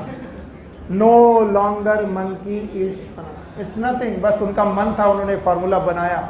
ये फार्मूला आपको MBBS तक फायदा करेगा, क्योंकि प्रोफेसर पूछेगा न्यूट्रोफिल का परसेंटेज बताओ, तो आप बताओगे न्यूट्रोफिल बाकी WBC में सबसे कम कि सबसे ज्यादा? सबसे 60 से 65%। अगर आपका TLC 8000 है, TLC, तो न्यूट्रोफिल 60% है। तो 8000 का 60% निकालो। 8000 का 60%, 4800 कोशिकाएं, 4800 कोशिकाएं केवल कौन होंगी? न्यूट्रोफिल्स। ऐसा भी क्वेश्चन बन सकता है, और जब बनेगा तो कहोगा कहाँ NCERT में लिखा? मेरा गिरेबा पकड़ना, कान के नीचे रपटा देंगे। टोटल का कितना %? 60%। किसके टोटल का? TLC। TLC कितना था? 6000 से 8000। मैं क्वेश्चन बनाऊं, let suppose a patient came with the 8000 TLC। 8000 TLC, tell me the number of basophil. अब तुम्हें यही नहीं मालूम। Yes, longer is 22, that is lymphocyte. Lymphocyte is 20 to 25%। हाँ,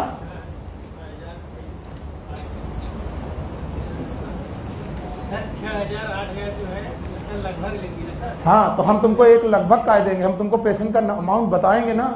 अब जब पेशेंट का खून जांच लिया जाएगा तो जांच में थोड़ी ना आएगा कि 6000 से 8000। अब तुम मान लो पेशेंट है, तुम्हारा आया 7500, तो अब थोड़ी लिखेंगे तुम्हारा भी 6 से 8 है। 6 से 8 के बीच में ही तो 7.5 आता है। आइटम हो बैठो दिमाग से। न्यूट्रोफिल 60 से 65, लिम्फोसाइट 20 से 25, yes monkey that is monocyte, it is 6 to 8%, eosinophils it is 2 to 3%, basophil it is 0.5 to 1%, पर बेसोफिल बनाना मतलब बेसोफिल्स 0.5 to 1%। आपने खून की जांच कराई और बेसोफिल 0 आई, हाय तौबा मच गई, हाय राम मेरी बेसोफिल दुनिया से खत्म हो गई। डरना मत, बेसोफिल 0 भी हो सकती है, कोई फर्क नहीं पड़ता।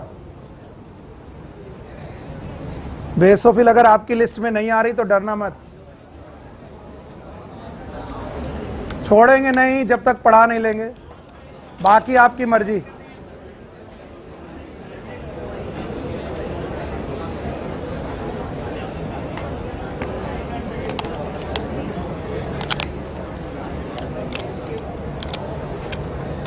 Yes, formula is no longer monkey eats banana. पर जब फॉर्मूला ऐसे लिखोगे तो बहुत भद्दा दिखेगा, इसलिए बच्चों इधर बोलो ए ग्रैनुलोसाइट, फिर से बोलो ग्रैनुलोसाइट। बताओ ए ग्रैनुलोसाइट में कितनी? 2। Yes is lymphocyte, monocyte. Lymphocyte 20 से 25, मोनोसाइट 6 से 8। चलो डालो ग्रैनुलोसाइट। न्यूट्रोफिल्स 60 से 65। इसके बाद इओसिनोफिल बोलो 2 से 3, बेसोफिल 0.1 से 1। तो लिखने का तरीका ये अच्छा है, पर बोर्ड तुम्हें लिखना नहीं है, बोर्ड पास हो चुके हो, तो फिर ये अच्छा तरीका बोलो no longer monkey eats banana. What is no? Longer lymphocyte, monkey eats banana, सबसे ज्यादा 60 से 65, लिम्फोसाइट 20 से 25, मोनोसाइट 6 से 8, इओसिनोफिल 2 से 3, बेसोफिल 0.5 से 1। और सबको देखो ध्यान से, एक तरफ से ए ग्रैनुलोसाइट से चालू कर रहा हूं और सबको ध्यान से देखते जाना और बताते जाना मैं क्या लिख रहा हूं। अगले 10 मिनट के अंदर टॉपिक खत्म हो जाएगा, इसलिए धैर्य से बैठे रहो, भागना मत। ए ग्रैनुलोसाइट में सबसे पहले लिम्फोसाइट,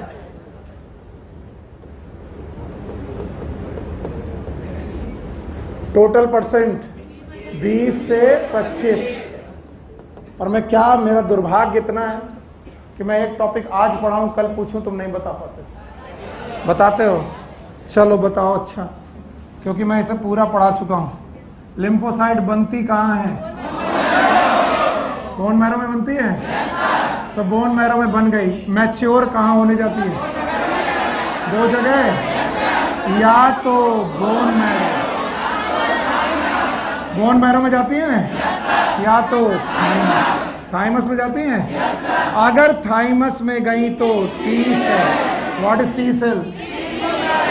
टी मतलब थाइमस। बनी कहाँ? गई कहाँ? थाइमस। बनी कहाँ? मैच्योर होने। क्या नाम है? B cell. पक्का? मुझे यकीन हो रहा कि तुमको याद है। याद है? कितने लोगों को ये भी याद नहीं है? Please raise your hands. अच्छा अंजलि, तुमने हाथ उठाया। बताओ, टी सेल्स 3 प्रकार हैं। मार देंगे। किलर सेल भैया मार दो। Helper cell, yes. लड़ाई झगड़ा सप्रेशन। अच्छा, बात हो। इसका नाम CMI। What is CMI? पक्का? और कुछ लोग इसको भी दोबारा लिख रहे हैं, तिबारा, चौथा, 5वां। इतना नोट, सो जाओ। अच्छा, बी सेल 2 प्रकार की, एक और प्लाज्मा, दूसरी मेमोरी। याद है? प्लाज्मा सेल क्या बनाती हैं? एंटीबॉडी। एंटीबॉडी बनाती हैं। एकदम ध्यान से सुनो, 5 एंटीबॉडी नहीं पढ़ाऊंगा मैं। एंटीबॉडी एक सिक्रीशन है। सिक्रीशन मतलब ह्यूमर है। HI, what is HI? Humour. पक्का? जब भी आप लिम्फोसाइट को देखेंगे इसका न्यूक्लियस काफी बड़ा दिखाई पड़ेगा, ऑलमोस्ट पूरी सेल को कवर करते हुए दिखाई पड़ेगा। बड़ा सा न्यूक्लियस होगा, लिम्फोसाइट हो। याद रखना 2 प्रकार की होंगी, T cell and B cell. तो मैंने अभी टी सेल बी सेल किसको पढ़ाया? लिम्फोसाइट। और लिम्फ ग्लैंड्स में पाई जाएंगी। लिम्फ का मतलब है जहां जहां लिम्फ होगा, spleen, thymus, bone marrow, Peyer's patches, हर लिम्फ वाली जगह पर क्या मिलेगी? लिम्फोसाइट। किसी को माल्ट याद है? माल्ट, म्यूकोसा एसोसिएटेड लिम्फोसाइट, किसको याद है? वहां पर भी लिम्फोसाइट होगी। लिम्फ ग्लैंड में पाई जाने वाली लिम्फोसाइट बनती कहाँ है? मैच्योर कहाँ? बोन मैरो और थाइमस। हटा दें? बताओ ए ग्रेनुलोसाइट की कौन सी सेल पड़ी? लिम्फोसाइट। हटा दे रहा हूं। Now agranulocyte, agranulocyte में मोनोसाइट परसेंटेज 6 से 8%। याद रखना, they are the largest WBC, सबसे बड़ी WBC यही है। And having the horseshoe shape nucleus, घोड़े के खुर की तरह न्यूक्लियस।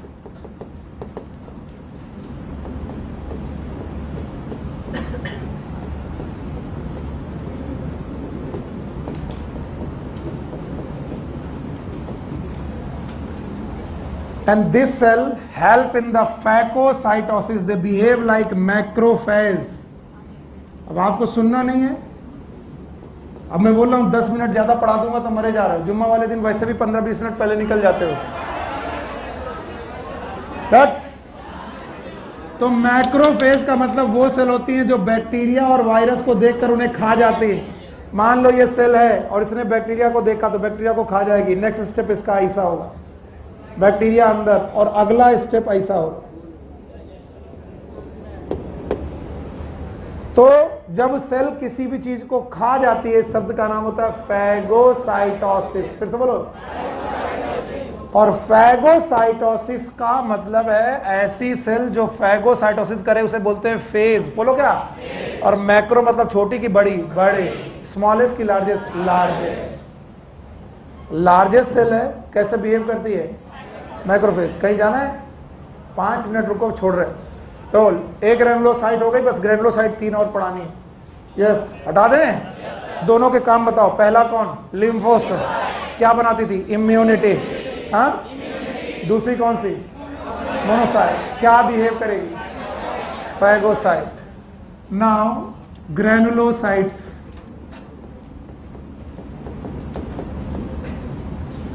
ग्रेनुलोसाइट में सबसे पहली न्यूट्रोफिल्स। हाँ, बहुत बढ़िया, एक ही याद रह गया तुम।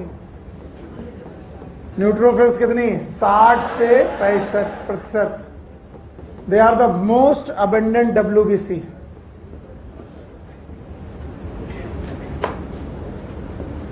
दे ऑल्सो बिहेव लाइक मैक्रोफेज। ये भी मैक्रोफेज की तरह बिहेव करते हैं, फैगोसाइटोसिस करते हैं। तो आपकी कोशिकाओं में WBC, इसमें 2 WBC ऐसी हैं जो फैगोसाइटोसिस करती हैं। एक जो सबसे ज्यादा नंबर में है और एक जो सबसे बड़ी है। नंबर में भी ज्यादा और सबसे साइज में भी बड़ा। सबसे साइज में बड़ी, हाँ, और नंबर में न्यूट्रोफिल। तो दोनों की दोनों फैगोसाइटोसिस हैं, याद रखना। इसके बाद आएगा इओसिनोफिल्स। इओसिनोफिल्स, इनका परसेंटेज है 2 से 3%। जब इनको देखोगे ये बाइलोब्ड न्यूक्लियस की मिलेगी। बाइलोब्ड न्यूक्लियस, ओ सॉरी, इधर तो मैंने न्यूक्लियस बनाया ही नहीं। Neutrophils they have multi lobe nucleus.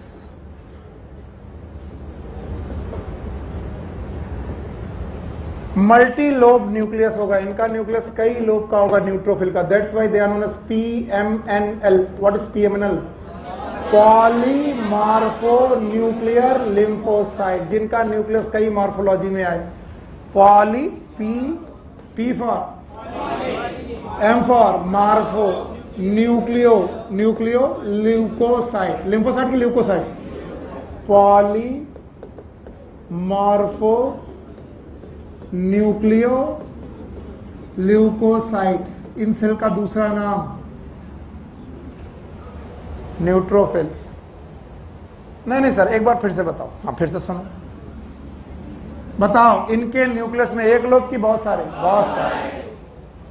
ठीक, तो ये बहुत सारे न्यूक्लियस होने की वजह से इनके न्यूक्लियस की मॉर्फोलॉजी एक जैसी की अलग अलग।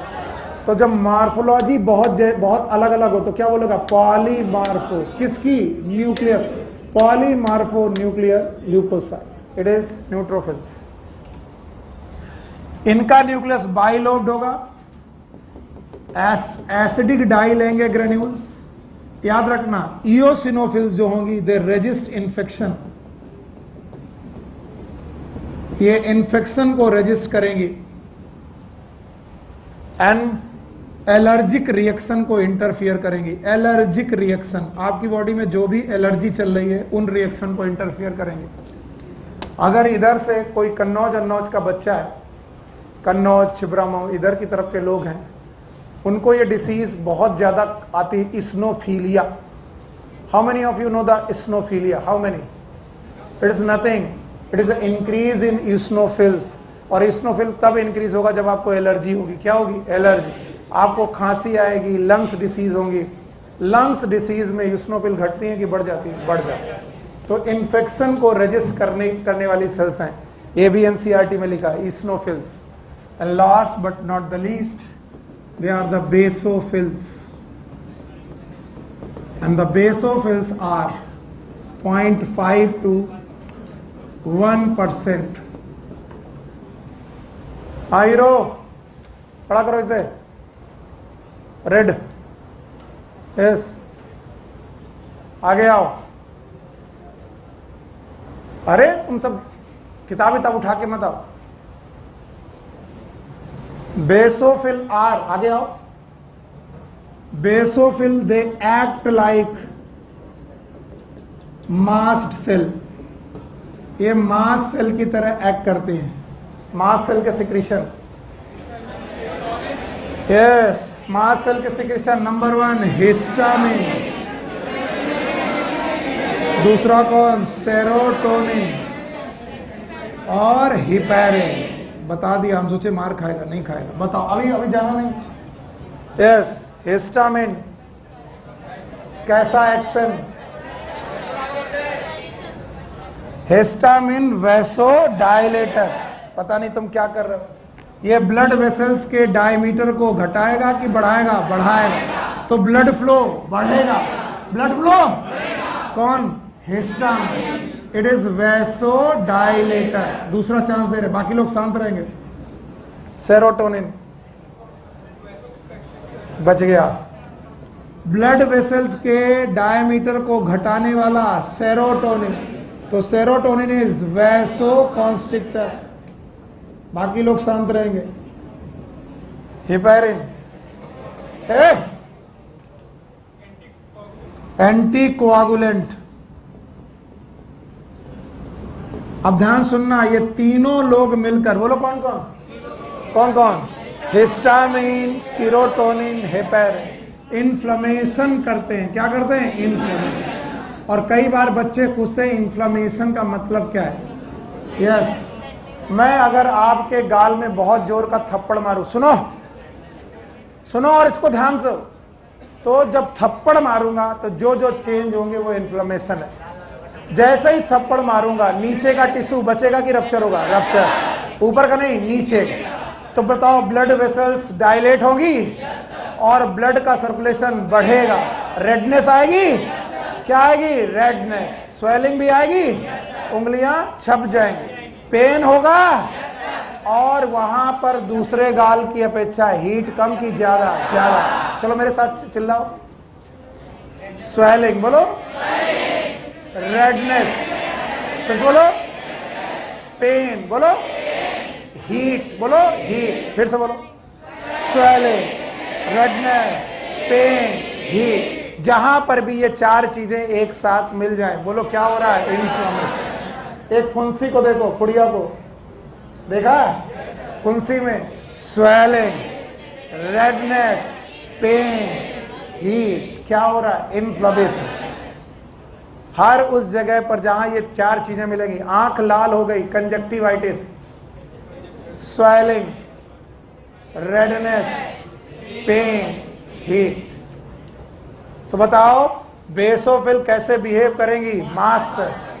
तो बताओ ये क्या करेंगी? इन्फ्लेमेशन। जल्दबाजी में भागने वाले लोग, चलो भागो, भागने वाले लोग, तुम्हारा भला नहीं होने वाला। खड़े हो, पागल कहीं के। बताओ पूरी WBCs में कौन सी दो सेल हैं जो मैक्रोफेज की तरह एक्ट करेंगी? मोनोसाइट एंड कौन है जो इम्यूनिटी?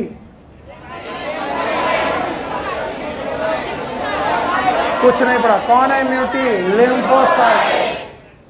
लिम्फोसाइट कौन है जो इन्फेक्शन को रेजिस्ट करेंगी? इस्नोफिल। एलर्जी? बेसोफिल। इन्फ्लेमेशन? हाँ, अब एक तरफ से पूछ रहा हूं, न्यूट्रोफिल का काम? Phagocytosis, no longer. लिम्फोसाइट? हाँ, इम्यूनिटी। जितने जल्दी आ रहे हो ना, बंद करा करके मारेंगे अभी। जवाब दे के जाओ। न्यूट्रोफिल,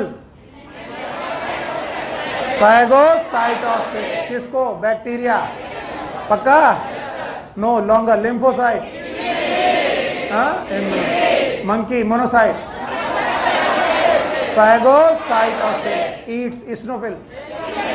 इन्फेक्शन को रेजिस्ट और एलर्जी। चौथा बेसोफिल। कौन सिक्रीट करेगा? हिपेरिन।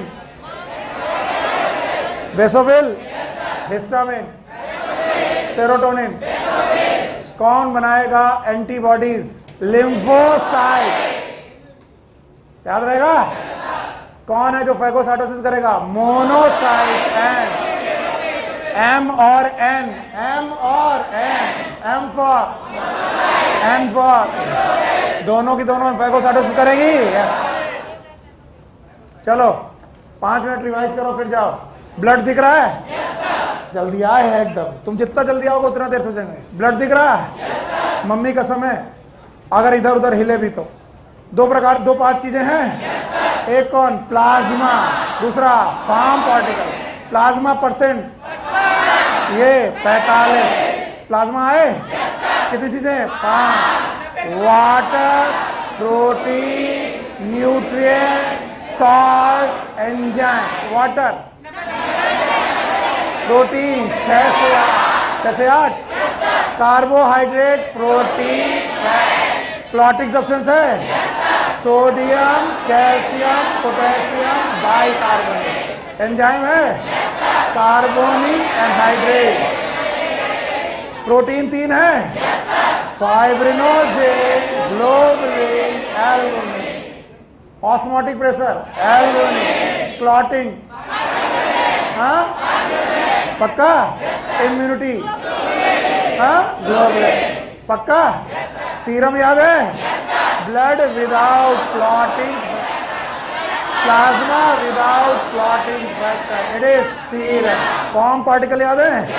टोटल 3 है, आरबीसी, प्लेटलेट, डब्ल्यूबीसी। एरिथ्रोसाइट है, थ्रोम्बोसाइट है और ल्यूकोसाइट। 55 से 50 से 55, 1.5 से 3, 6000 से 8000 पर मिलीलीटर क्यूब है। लाल है, सेल फ्रेगमेंट है, कलरलेस है, 2 प्रकार की है। एक ग्रैनुलोसाइट, एक ग्रैनुलोसाइट कितनी है? 2। Monocyte, lymphocyte. Granulocyte 3, eosinophil, basophil, neutrophil. पक्का? बताओ। No longer monkey eats banana. Neutrophil, lymphocyte, monocyte, eosinophil, basophil. 0.5 से कौन है जो बेटा फैगोसाइटिक करेंगी? Monocyte, neutrophil. Immunity, lymphocyte. Resist infection, eosinophil, eosinophil. Allergy, eosinophil, eosinophil. और inflammation, basophil. Thank God. Take care, good luck, bye bye.